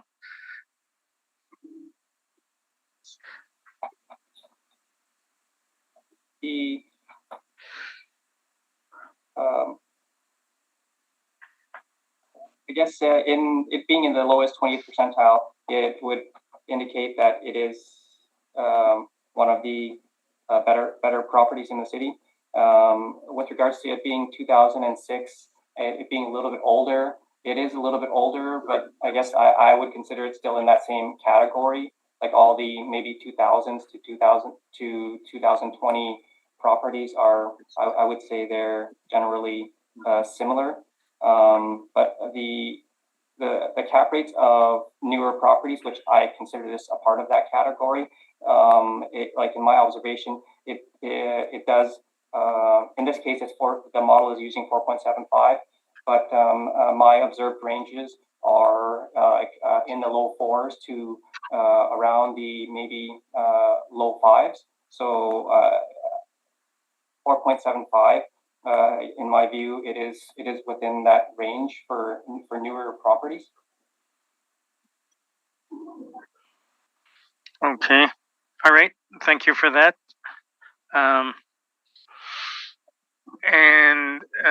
So, Mr. Story, I guess you can proceed with your presentation. May I ask Mr. Wong one follow-up question? Okay, one follow-up, yes. Mr. Wong, on your in your brief on page 7, you referenced these less special rehab project. What do you know about that project? What kind of project was it, and what gave rise to it, and does it affect the assessed value? I'm not aware of the details of it, and I'm not sure if it would directly affect the assessed value. You don't know its affected value, but it was $100,000 worth of renovation, correct? Yeah. These expenses we don't utilize. The model values are derived by a lot of income and expense information, and not specifically this line item. Okay. Did you have any opportunity to inspect the site? Okay, we're going beyond the one question now. Oh. Well, it's the same question. Question is, okay. So you can proceed then with your presentation, Mr. Story. Okay. Thank you, Mr. Chair. This is a property, it's a wood frame building. It has a crawl space rather than a basement. The crawl space collapsed, which may or may not explain the reason for the special rehab. But it is a wooden building, and as a result, should be affected with cap rate. More maintenance costs and less desirable. The other thing that gives rise to the higher cap rate would be the fact that the garage is a freestanding building out behind the property. People now have to park their car, come out of their car, walk to this building to go inside. And that's not very favorable nowadays with carjackings and homejackings and home invasions and things of that nature. So those are just information. Again, we're here for the cap rate, to talk about the cap rates, and we hit just about everything else. We have 52 properties.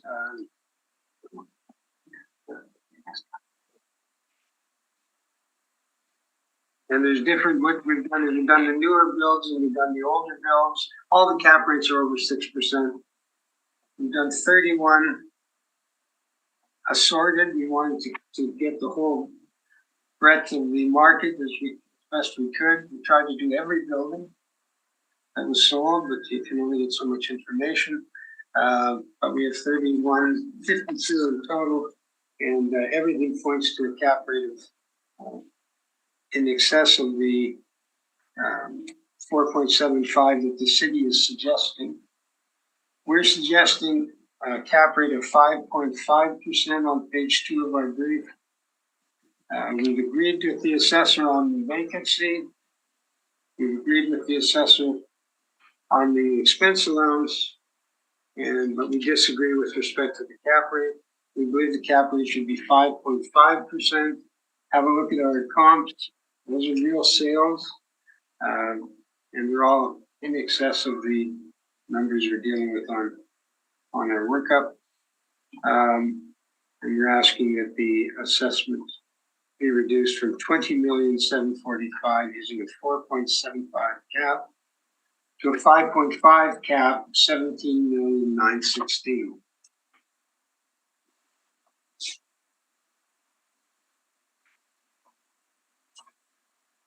I want to repeat, I won't go through, I won't even mention the cap rate. I think that's right. And that's my evidence on board. Thank you very much. All right. You had another document there with a bunch of. Are these the same properties that you referred to in your first presentation? Yes, necessary. There's Okay. three different cap rate studies, a total of 52 sales.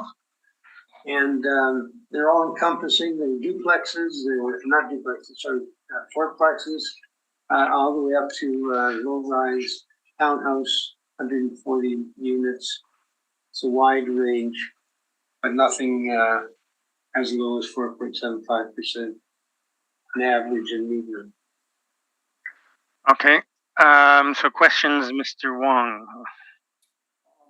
I don't have any questions, but I'd like to make a quick reference to the rebuttal for this property.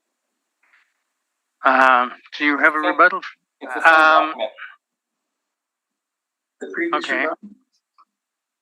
Yes, the first one that he viewed. Will be pretty low. It's right here. Okay. I think. We will deal with the questions first from the panel, and then you can go back to your rebuttal and the previous rebuttal. Okay. So, Brent, any questions on this property for Mr. Story?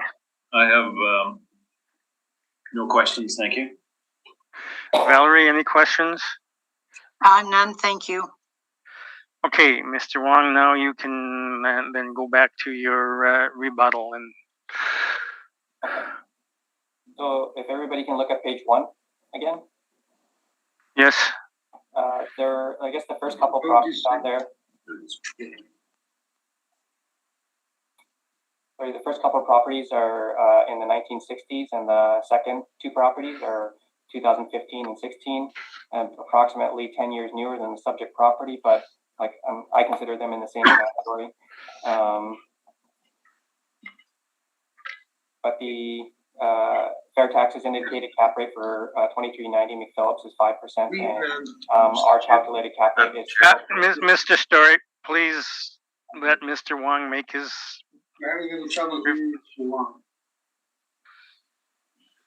So go ahead, Mr. Wong. You have the floor. Once again, I'll keep trying to speak a little bit clearer, but the sale for 2390 McPhillips, fair taxes indicated a cap rate of 5%, but we calculated a cap rate of 4.79% based off of the documents later in the document. And for 100 Crestview, fair taxes indicated cap rate is 4.95%, but the cap rate indicated based off of their net operating income is approximately 4.57%. So I just wanted to make reference to those 2 properties, which are a little bit more relevant to or closer in age to the subject property. Okay. Any questions, Mr. Story, on the rebuttal? Bearing in mind it's been questioned before. No, I'm fine. Okay. Any questions from the panel on Mr. Wong's rebuttal? None. Okay. I just have one. Okay, go ahead. Question. So 2390 McPhillips and 100 Southview Crescent, are they the same construction type as the subject? Are you asking me? I believe they're both wood, yes. It's his rebuttal. Okay, that was my only question. All right. Thank you for that. Now we will move on to item 4, for which I understand there is a non-co-op requested. It's 332 St. Mary's Road. Again, let me open the. So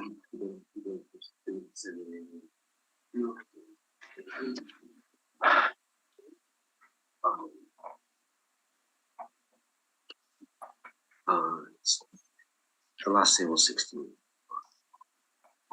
Okay, so we're gonna say- Yeah. Okay, so Mr. Wong,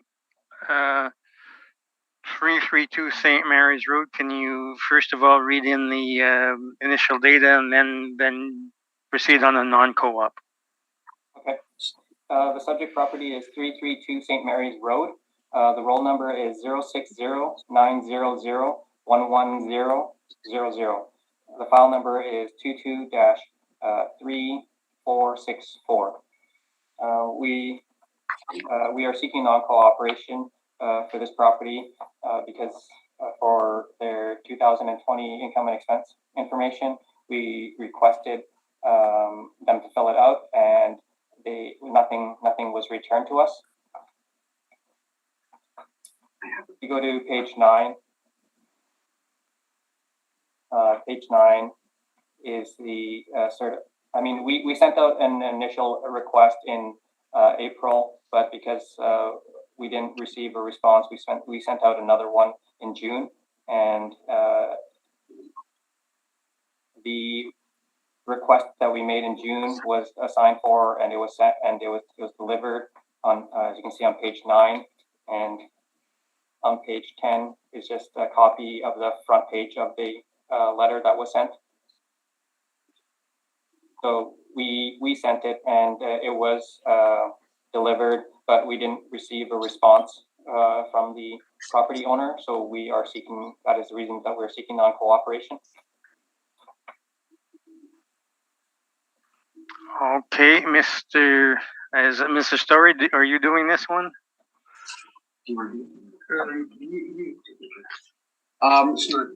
So yes, we agree that it's a non-compliant. There's a non-compliance issue, so we're not going to argue that.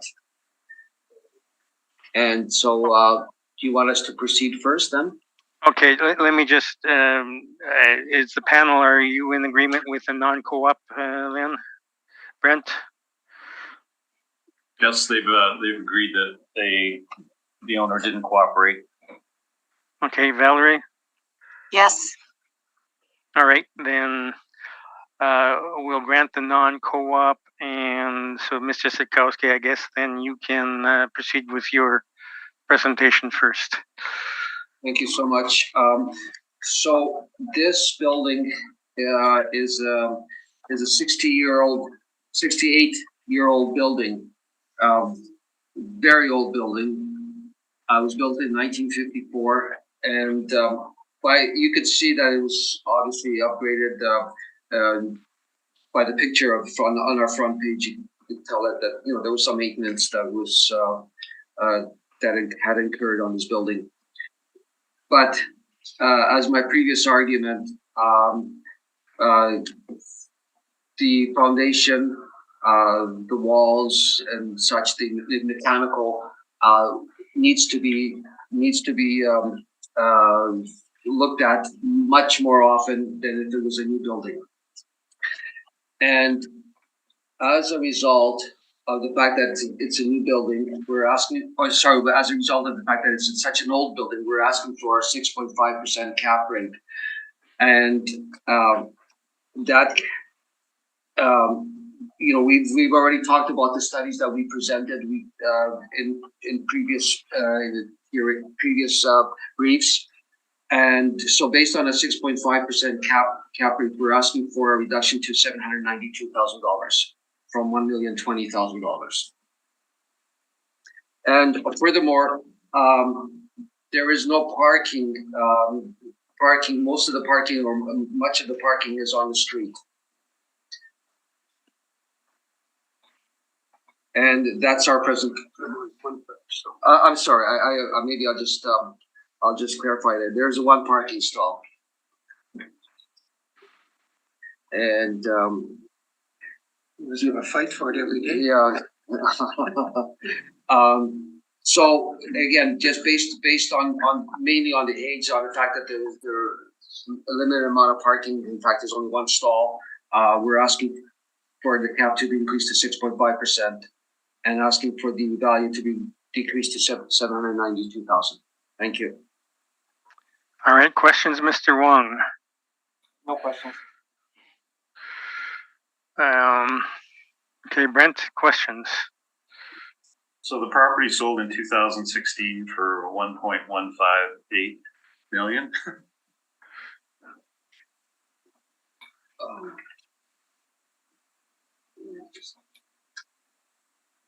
You're looking at the assessor's brief? Yes. 1.15. 1,158,000. Yes. We're suggesting that because of the age of the building, the fact that it would require much more maintenance, much more repairs, we're asking for the value to be as per our brief. Did you investigate the sale? We did not. Okay, that was my only question. Thank you. Okay, Valerie? Just by looking at the picture, that you've presented, were there any renos done to this building? It appears. I'm looking at the windows, for example. It appears that those windows are newer windows. They're not the newest type of windows, but they are newer. In terms of other type of renovations, unfortunately, we don't have any more pictures. I'm thinking that probably over the years, the interior probably would have to have been renovated a bit. Otherwise, we don't have any more concrete information. Okay, thank you. All right.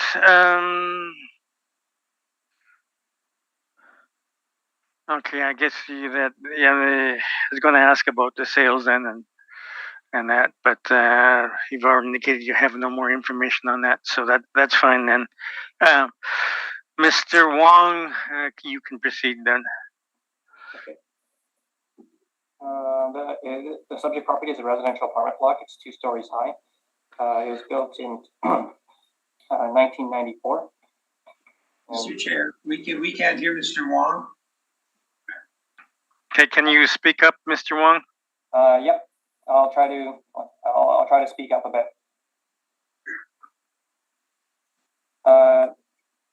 The subject property was built in 1954, and it has 9 suites with 1 outdoor parking stall. And according to our notes, the property was renovated back in 2013 to 2015, where there were they changed the windows, the hot water tank, the entrance to doors, electrical and plumbing upgrades. The boiler was removed and changed to electric baseboard heat. The interior of the suites were gutted, insulated, drywalled, and they have new kitchens, bath, lighting, appliances. And so I think some of this work was done between 2013 and 2016, it appears. But getting back to my brief, on page 2 is the sales history for the subject property. The most recent sales being 2016 for $1,158,000 and in 2015 for $940,000. On page 3 is a picture of the subject property with its location. On page 4 is our income valuation summary. We used average rents of $893 to get a potential income of $96,000. We used a 2% vacancy to get an effective gross income of $94,000. And we used a 45% expense ratio to get a net operating income of $51,000.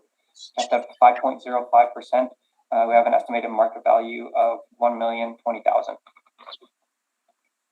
On page 5 are some rent comparables that shows that the rents that we've applied, the model is applied, is supported by the market.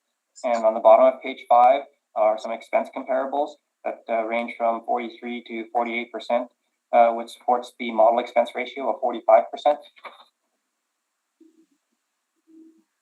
On page 6 And 7 is information on how we derived our cap rates with some cap rate sales that range from 3.6 to 5.74%. And my last page is the certified mailer that was sent out. But the model rent expenses and cap rate, they're supported by the market, and as well as the 2016 sale. And so I asked you to maintain the assessed value at $1,020,000. Okay, questions? Whichever one of the appellants is doing the questions on this one. Three Musketeers. About two so far here. So Mr. Wong, you're defending the assessment of $1,020,000, and you note on page where the sale history. What page is that? 2. Page 2. You note that you show that there was a sale of $1,158,000. So you're not putting any value to that sale price, or very little value to that sale price, because your assessment is lower than the sale price. We're just saying that it appears that the sale supports the model value. I'm sorry, can you repeat that? I didn't quite hear that. It appears that the sale supports the model value. But it doesn't support you're not putting too much stock in that sale price, because your assessment is much lower.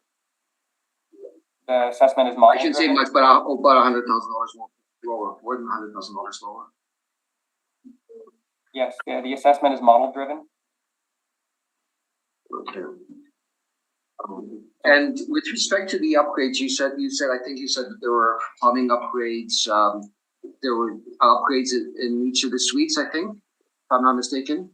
Yes. Were those mainly cosmetic upgrades?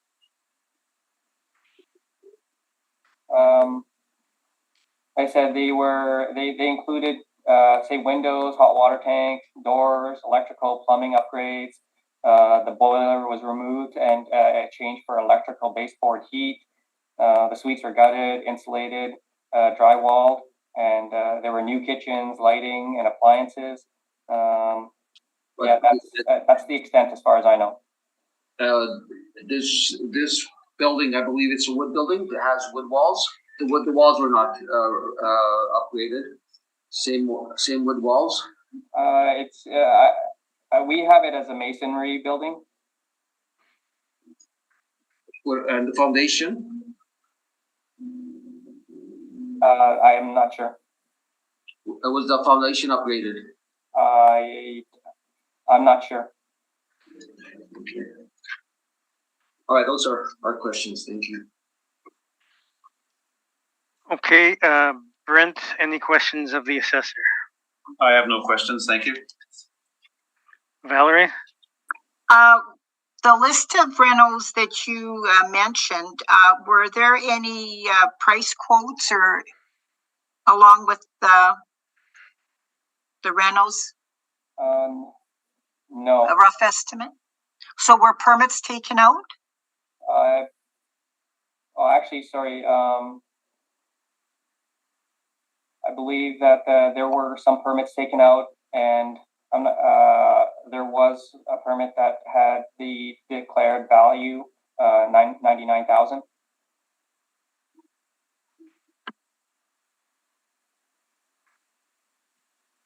Okay, thank you.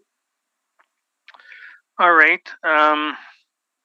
Again, I'm going to the cap rate of just over 5%, which is lower than a lot of the other properties. For instance, the Bellevue Kearney, where they're in the mid 5s for newer buildings. Why is this based on the size of the building? I've seen some correlation with regards to the size of the building and the cap rates. There were smaller buildings typically have lower cap rates. Okay, and then in terms of the renovations, The effective year built was not changed. It still sits at 1954. Why is that? Yeah, I'm not sure why there was no effective year adjustment. But in terms of the rents, the rates that were applied by the model and the expenses that were applied by the model, it seems to be fairly accurate. And I guess getting back to the 5.05 cap rate, like in this particular case, it seems to yield a fairly accurate estimate of value. Okay.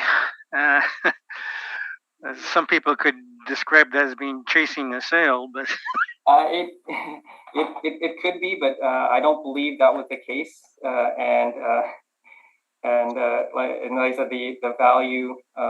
I guess maybe if we were chasing the sale, it would be the assessment would be a bit higher than what it is.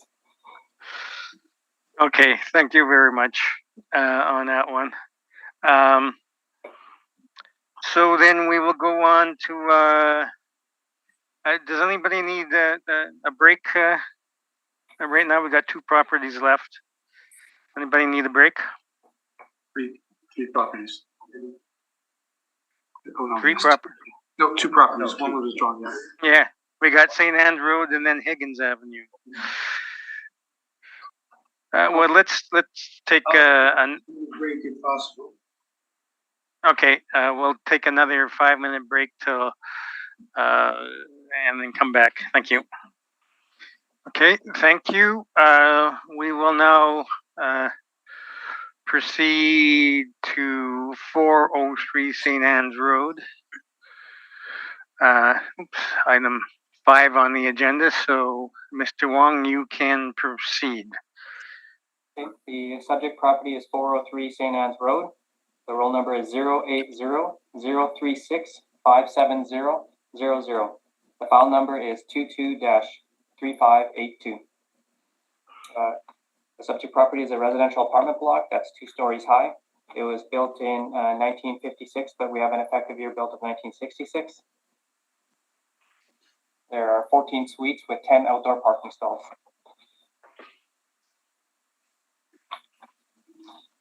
On page 2 is the sales history of the subject property. It sold in 2009 for $790,000. On page 3 is a picture of the subject property with its location.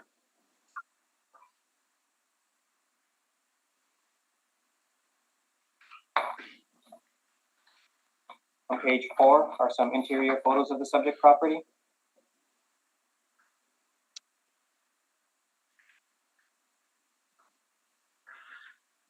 On page 5 is our income valuation summary. We use average rents of $827 to get a potential income of $139,000. We used a 3.2% vacancy to get an effective gross income of $134,000, and we used a 49% expense ratio to get a net operating income of $67,000. Capped at 5%, we have an estimated market value of $1,347,000. On page 6 are some rent comparables showing that the rents that we've used are in line with what's in the market. On page 7 is a summary of the income and expenses submitted by the owner. Their 2020 income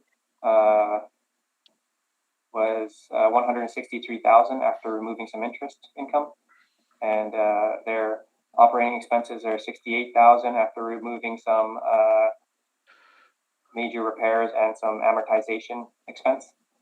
So their estimated net operating income is about $95,000, which is supportive of the $67,000 that the model has applied.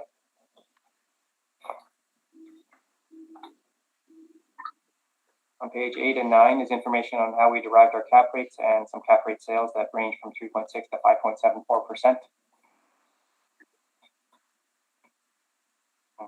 On page 11 is the income statement provided by the owner.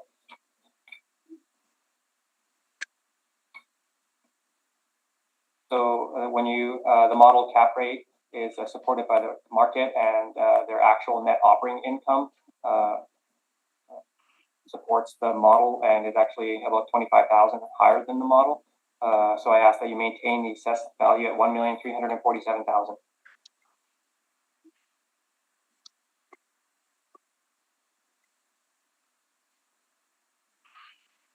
Okay, is that it? Yep. Okay, questions, Mr. Story? Mr. Zitkowski this time. Okay, I'm getting it wrong. The disadvantage of not being in the room. Okay, go ahead. Mr. Wand, I just to confirm that this is model driven, your evaluation. Yes. Okay. And again, this particular building, it's originally built in 1956, so I don't know, about way over 60 years old, about 65 years old or more. It was built in 1956. And has an effective age of 1966, so it's still. I mean, even the effective age is pretty. It means that the building is pretty old. I mean, I could see by the pictures there have been some upgrades, interior upgrades. Looks like the facade was upgraded too. Looks like the siding that was installed.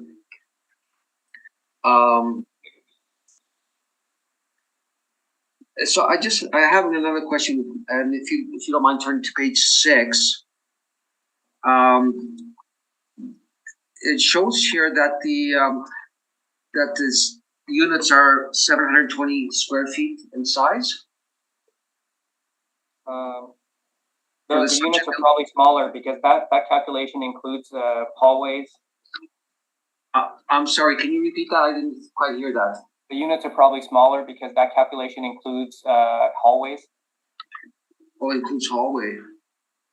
So the units are, I don't know, if I guess they're around 600 square feet, would I be very close to being correct? I couldn't verify or not. And so, you show that there are 6 2-bedroom units in a 600, let's say, I don't know, 650 square foot unit. How big would the bedrooms be? Yeah. I'm not sure. Very small, I would think, right? And how big would the living room and the kitchen be? I would suggest that they'd be very small.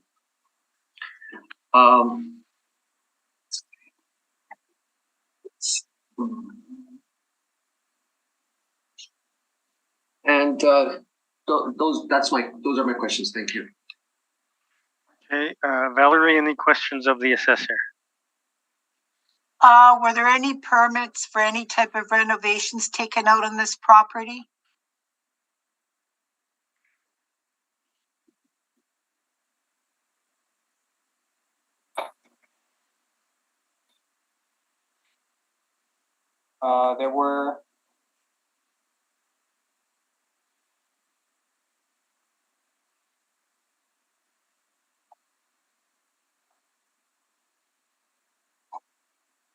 There were some permits back in 2007, but I'm not sure if that encompasses the work that was done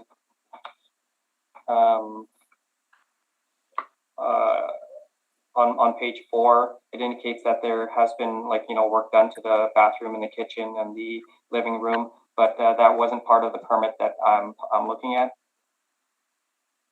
And what permit are you looking at?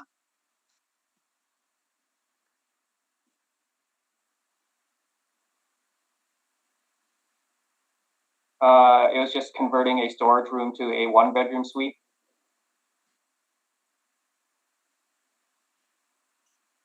So I don't have the permit for the refurbishing that the pictures on page 4 seem to indicate. Okay, thank you.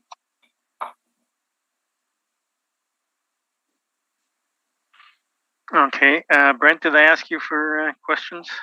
No, but that's okay. My question has been answered. Thank you. Okay, I guess I'm looking at this property in comparison to the previous property, both in the same general area of town, both smaller units. Both have had upgrades, apparently. Why is the vacancy 3.2 for this one and 2.0 for the other one? Do you know? Unfortunately, I don't know. Unfortunately, I don't know the thing that might cause it to be 3.2 or 2%. Just that the 2 and 3.2% are in line with what I've seen in the market. Okay, and then what would make the cap rate 5%? Because that's in line with some of the cap rates for the newest properties in the city. Yeah, I'm not sure if I've seen some older buildings as that have lower cap rates. So it doesn't seem to, from my observation, it doesn't seem to consistently go from like newer buildings to newer buildings have lower cap rates and older buildings have higher cap rates. As you might have seen in the rebuttal information, the two older properties actually have a lower cap rate. They seem to have a lower cap rate than the newer buildings, and so I don't think that correlation exists the same as it might have in the past. Okay, all right. Thank you for that then. So Mr. Sitkowski, you can proceed with your presentation. Thank you so much. I'd like to refer first to page 2, the workup, our workup, and I'd like to clarify a couple of errors that we have that I show on this page. If you note on my page, the expense ratio I use this at 49.7. We're not arguing the expense ratio. That expense ratio should be 49.97, same as the assessors. And using that expense ratio of 49.97, the NOI works out to be 67,360, same as the assessors. We are, however, in this instance, asking for a cap rate mainly because of the age of the building. And we're asking for a higher cap rate of 6%. And with the cap rate of 6%, the value then is reduced to, the actual value is reduced to 1,123,000, not the value that you see on that page of 1,129,000. It's again, the value, we're asking for a value of $1,123,000. And again, it's the same arguments that we used in the previous briefs. So in this particular instance, mainly because of the age of the building, we're asking to 6%. Our cap rate studies would support the 6% cap rate. And that is my presentation. Thank you. Okay, questions, Mr. Wong? No questions. Brent, questions? I have no questions. Thank you. Valerie, questions? Nope, thank you. All right. Thank you for that. Then we will move on to our last property, 155 Higgins.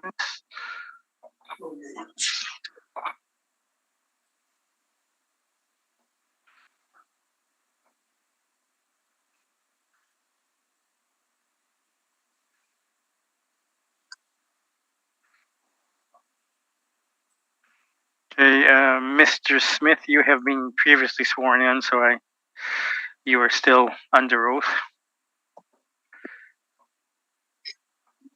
So, Mr. Wong on 155 Higgins. Okay. The subject property is 155 Higgins. The roll number is 130-960-93400. The file number is 22-3600. This is a residential apartment block that's 2 to 4 stories high. It was built in 2008 to 2012, and it has 43 suites.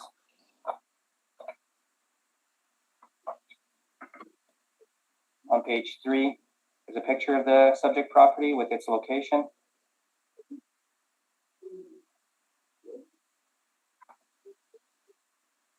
On page 4 are some interior pictures of the subject property.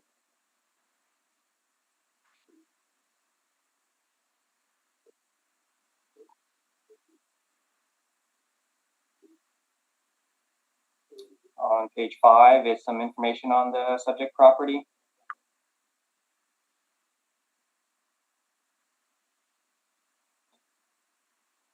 There were 2 phases there are 2 phases to this development.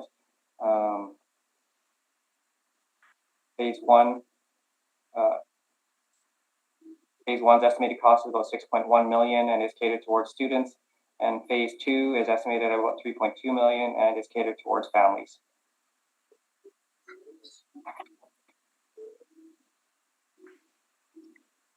On page 6 is our income valuation summary. We use average rents of $1,042 to get a potential income of $538,000. We used a 3.2% vacancy to get an effective gross income of $520,000. And we used a 54% expense ratio to get a net operating income of $236,000. Capped at 4.95%, we have an estimated market value of $4,771,000.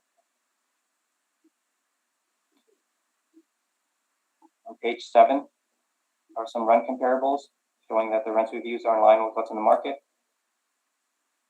On the bottom of page 7 are some expense comparables ranging from 33 to 47%. This supports the 54% that the model has applied to the subject.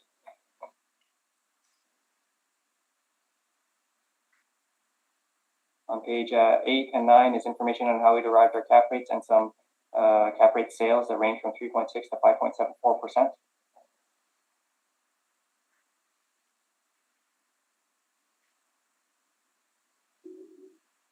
On page 11 is the income statement supplied by the owner.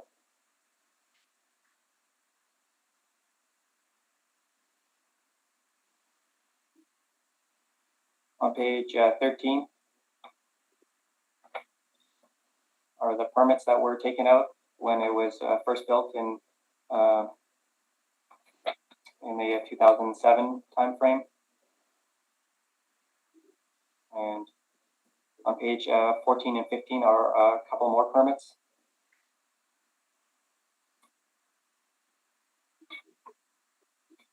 If you look on the bottom of page 15,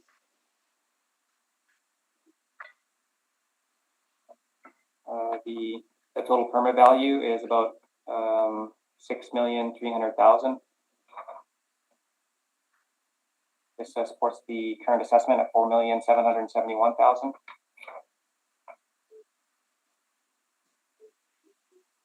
And on page 16,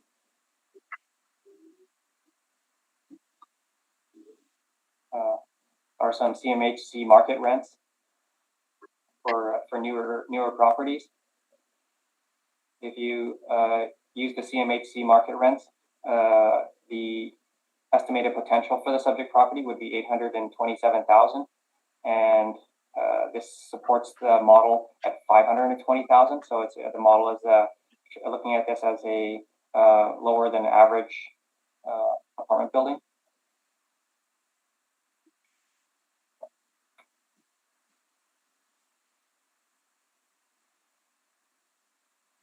So this is a nonprofit and it's geared to income. So when we look to the market for valuing this property, the model rents, which are probably below market, and expenses and cap rate, they're supported by the market, and the permit value of $6,300,000 supports the current assessed value of $4,771,000. So I ask that you maintain the assessed value at $4,771,000. Okay, Mr. Smith, questions? Yes, thank you, Mr. Chair.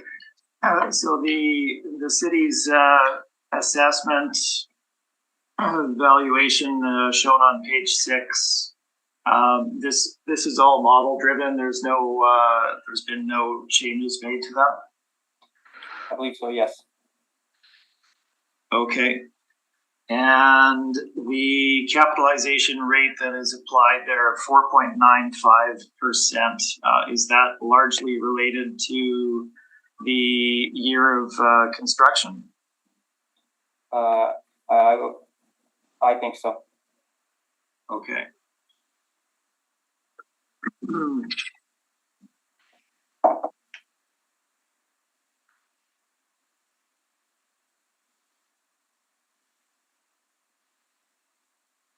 And just quickly to look at page number 7. So the 4 rental comparables that are shown there, 3 of the 4, number 1, 2, and 4, they're all located on the in the West Exchange, correct? On the west side of Main Street?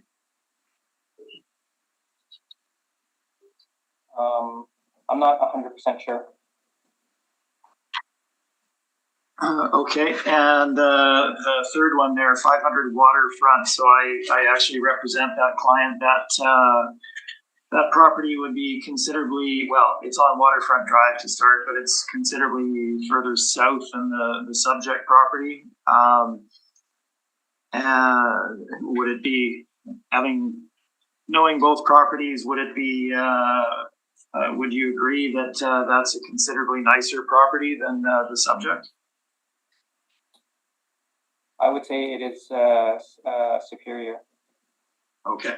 Those are all of my questions. Thank you. Okay, Brent, any questions? I have no questions, thank you. Valerie? None, thank you. Okay, I was going to ask on your comparables too. Waterfront Drive doesn't seem to be much of a comparable. I mean, that's kind of an upper, well, at least a higher end unit on Waterfront Drive. But I don't know the properties on Princess Street. Are they at the north end of Princess or the towards Logan? The Chinatown area. The which? The Chinatown area. Okay. All right. And Ross Avenue, do you know where on Ross this would be? No, I Okay, no more questions then. Other than the cap rate seems to be like 4.95. That's saying it's one of the certainly above average properties. Does that account for the location here? I mean, it's almost it's Point Douglas basically, isn't it? Yeah. I'm not sure if it accounts for the location. Like the other comparables that you're talking about, there aren't that many comparables around there. So if you were to find any comparables, they might not be on the same block, but I believe that the comparables are reasonably close. And the cap rate, it appears to be, I guess, the cap rate that is applied for a normal building of this age. So that's consistent with what I've seen in terms of the 4.95. Yeah, that's pretty much it for the cap rate. Okay, thank you. Mr. Smith, you can begin your presentation. Yes, thank you, Mr. Chair. So just to start with, I guess I'd like to apologize for some inaccuracies in my review of the rebuttal information. When you get things minutes ahead of having to discuss them, you don't have a lot of time to review. So I did actually make an error, certainly on the 215 Edison, 225 Edison, in which I didn't see that the information was split over two properties. So Mr. Long is accurate in his presentation, not necessarily of what the resultant cap rate is, but how the information was presented. So I do apologize for that. My comments with regard to the initial property on Kildare and the issue with regard to vacancy, if you look at the information there, the 2019 INE does state specifically vacancy, not vacancy and discounts. Discounts is a different matter. Bad debt, I will point out, is vacancy. They are considered one and the same. Discounts is another matter and would be taken into account in another section if that were there. So again, there are issues with that initial capitalization rate review by the city. Let's move into subject property quickly here. So we are looking at what's called Neeganon Village. It is a purpose-built multifamily property for the Neeganon College, which is located next door. It's a transitional housing complex built to accommodate the needs of students attending the Center for Aboriginal Human Resource Development, which is the Neeganon College, which is located adjacent to this property in the former CPR building and surrounding properties. So that is what the subject property is. Obviously, as you had mentioned already, it is located in a very non-standard residential area. It's not actually a residential area. It's a lower end industrial area. Point Douglas, we've all traveled down Higgins and we're aware of the age and condition of the structures and the social ills and economic issues that are present there. If you drive down Higgins, you're not going to find any other apartment blocks that have been developed in this area. And there is a reason for that. This is obviously developed specifically to be to provide housing for students of the college, which is located adjacent to it. No market developer is going to be developing multifamily properties in this area unless there's a vast influx of government money to change the profile of the area. So location is critical in this particular instance. The subject property, my page number 3, gives you some background. Built in 2009, I guess there's 2 stages, 2008 and 2012. The apartment block was the first one built, that being the 1 and 2 bedroom units. And then the 3 bedroom units, there being 15 of those, are the townhomes that are shown on my page number 4 at the bottom of the page. The units themselves are functional, but basic in terms of the build out. If you look at the picture at the top of page 4, that's your kitchen and living room, essentially. Very straightforward, quite obviously. Let's move into the valuation itself. It's whether the tenants pay on a rent geared to income basis or not. Rents are actually set by the ownership at the levels that are shown on page number 7. So these are not rent geared to income rents; they are market rents.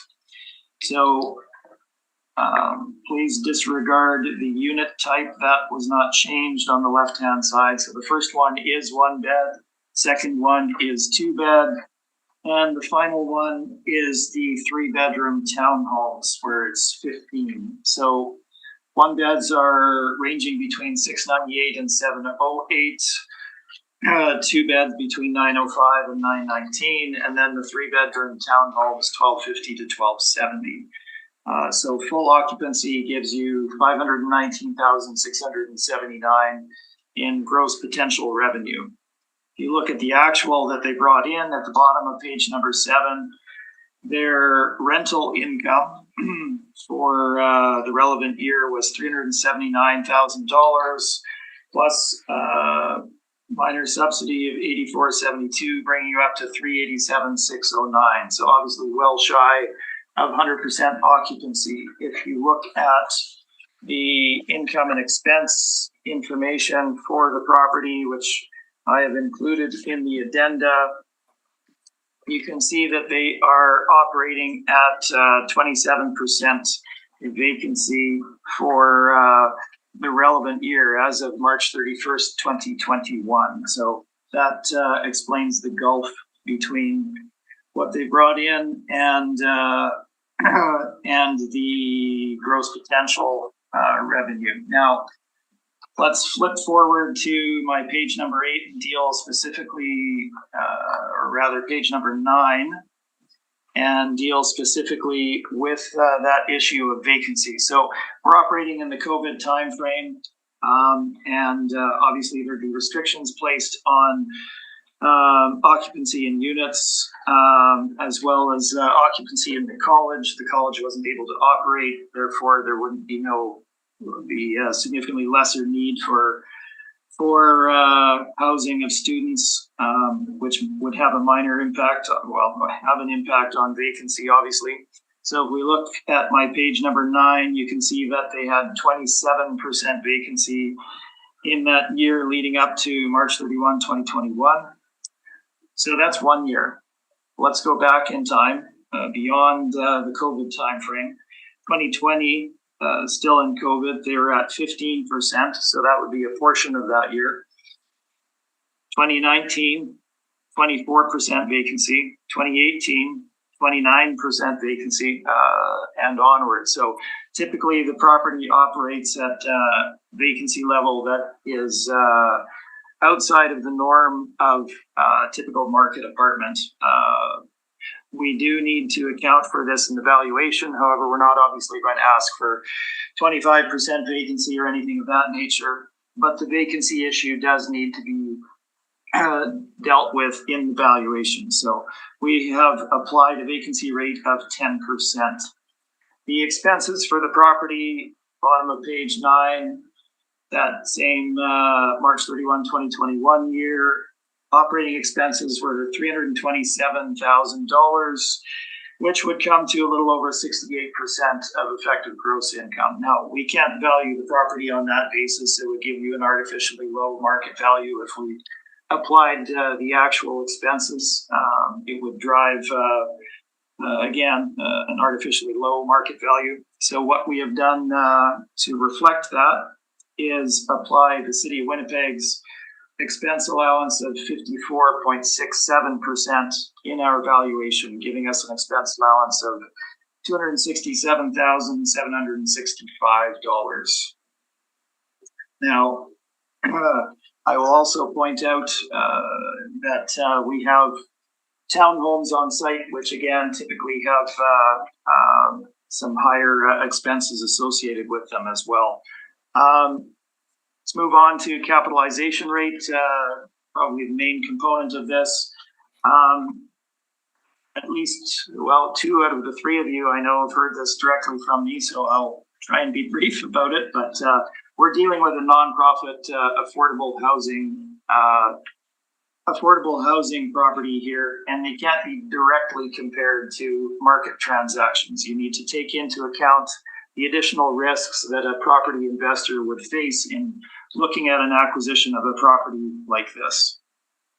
So those issues are rental income restrictions, rental market restrictions, that being smaller pool of potential tenants. Obviously, that's the case here. Additional operating expenses, again, obviously the case here. Physical condition. In many cases, new properties can see significant wear and tear in situations such as this. And finally, disposition restrictions, as well as other factors. There's an expert on this particular issue, Mr. Richard Polton. He's an accredited commercial appraiser from the United States. He's written a book on this specific issue, Valuation and Market Studies for Affordable Housing. Now, I'll point out at the beginning, it's not jurisdiction, but the theory that matters here.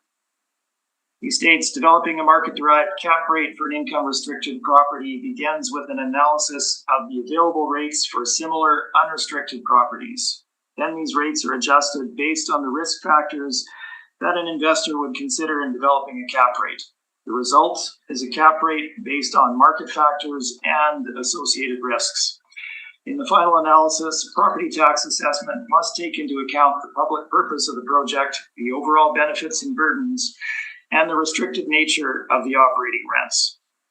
So all that being said, what it means is that we look at the transactions that occur in the marketplace and we make the adjustments based on the additional risk factors that an investor would face. So let's look at the market. We look at my capitalization rate chart at the bottom of page 10. We have 15 sales shown here. Each of these properties was reviewed by an accredited appraiser. They were not based on projections of future income.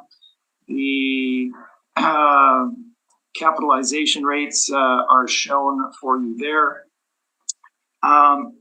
I'll cover a couple of things here. So there's 3 properties that are relatively recently built or newly built that represent the bottom end of the market, or rather the premier end of the market. That being comparable number 3, 2390 McPhillips, this being the Lady Joyce apartment, built in 2015, sold in 2020, 90 units, cap rate of 5%. Secondly, we have number 5, 703 St. Anne's. This is located backing onto the Seine River in South St. Patel. Lovely location, beautiful construction. Built in 2020, sold in 2021 at a cap rate of 5.3%. 34 units there. And finally, number 6, 100 Southview, this being the Lumen property. These are townhomes. So small comparison to the subject there, I guess. But built in 2015, sold in 2021, cap rate of 4.95%, with a total of 148 units. So that's the premier end of the market. People, purchasers of those properties are essentially getting a bond. There's no changes that need to be made. They know what their income and expenses are going to be, and they're going to carry forward. That is the premium end of the marketplace. So beyond that, we have the remainder of the sales. They range in age, size, location throughout the city. We're giving you a snapshot of the multifamily investment market in the city as of the relevant time frame. Now, most of these cap rates range again from the low of 4.95% up to a high of 7.9%. 7.9% being a bit of an outlier for a lower end property in East Elmwood, almost an industrial area where it is located, somewhat similar to the property in that case, although it's significantly older and in poorer condition. The majority of the cap rates range between 5.25% and roughly 5.75% if you run through them. Happy to review any of those if you'd like. The broader range being roughly 5 to 6%.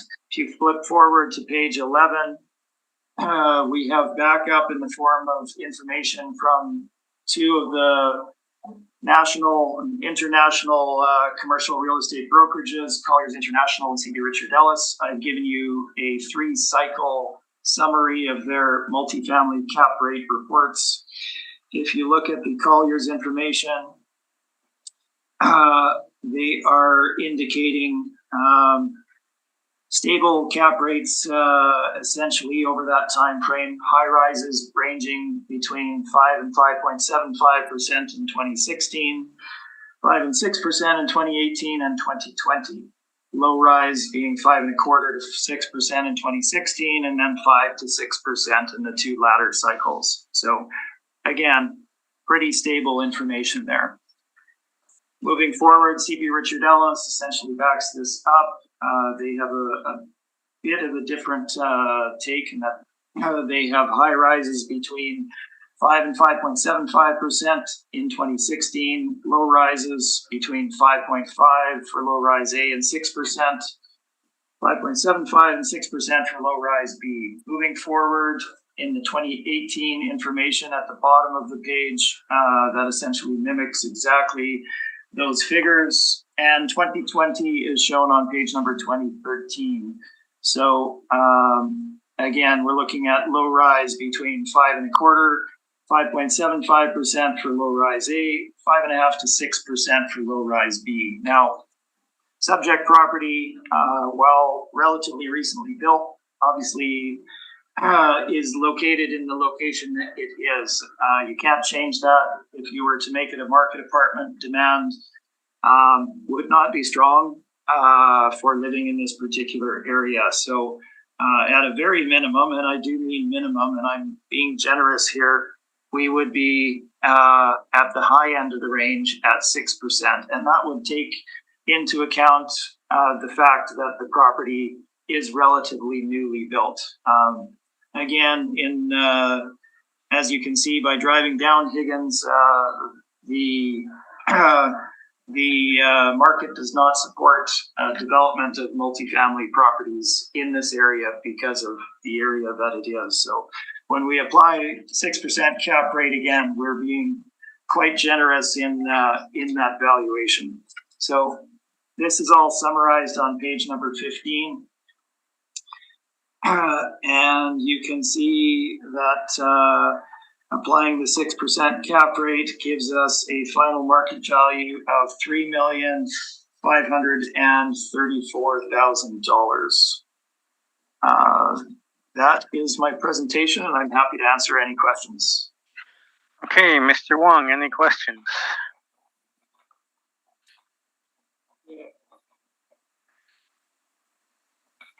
Yes. So in this particular case, you're using their actual income, correct? I did use their fully occupied projected income, yes. And for their expenses, you're using, I guess, our model expense ratio? Yes, so when I looked at the actual expenses for the property, and we only really had 1 year to look at. If we look at my page number 9, those expenses came to $327,949, which was just under 70% of effective gross income. So I explained that we can't apply those and come up with any kind of appropriate market value. It would significantly undervalue it. So in the absence of additional information, we deferred to the City of Winnipeg's expense allowance percentage. Okay, and then for the cap rate, you're using, I guess, a market apartment cap rate? We are using market apartment cap rate with the risks that an astute investor would see in acquisition of a property such as this. Yes, and again, I could have certainly been higher than 6%. Yeah, it seems like, I guess to me, it seems like a little bit of a mixed bag in terms of like the parameters that you've used. Are you able to sort of verify any of the accuracy of this approach that you're using in terms of actual representation of market value? I'm not quite sure I follow your question, Mr. Wong. Like, are you able to sort of verify that the approach that you've taken with regards to a mixed bag of parameters, if you can verify the accuracy, whether your values represent market value? Sure. Well, let's discuss the issue then. We're looking at a theoretical transaction here, essentially, right? This is a nonprofit entity operated for a very specific use. It's not going to trade on the market. So really what we're looking at is theory here. We do not have transactions of other other nonprofit multifamily properties on the market with cap rates that we can look at to apply to such a situation. Obviously, being nonprofits in some instances, the resultant NOI wouldn't be appropriate for development of a cap rate anyway. So what we are looking at is what do astute investors pay cap rate wise for standard market apartments. That being market apartments where they're buying the in-place income and expense and not the future potential of the property. Plus making the adjustment for, again, the risks that we've discussed. So, I mean, as far as verifying it, the theory is pretty sound. If we don't have any methodology, I mean, if I were to apply again the expenses that they actually had, I can't defend that value. I don't even know what it would come to, but it wouldn't be something I would stand behind. So in the absence of greater information, I've applied the City of Winnipeg's expense allowance. Okay, that's all my questions. Okay, Brent, any questions of Mr. Smith? I have no questions, thank you. Valerie, any questions? None, thank you. Okay, so the rents, although different, are not far different. So the income isn't really, the gross income isn't much of an issue. It's the vacancy and then the cap rates that are at issue here, basically.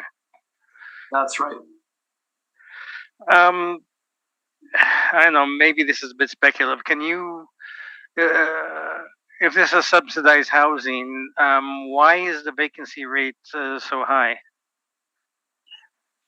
Well, it is student housing, or it's housing that's dedicated specifically to the Deagon College. It's owned and operated, I guess, by the same umbrella group that operates the Deagon College and the Center for Aboriginal Human Resource Development. Pardon me. So it is specific to that development. Okay, all right. So the vacancy could be based on a restricted eligibility for housing then? Yes. All right, thank you for that. Is there any summation that you wish to do on this property, Mr. Wong? No, thank you. Mr. Smith? No, thank you. Okay, we have heard all the items scheduled and this hearing is now adjourned. So thank you very much for that.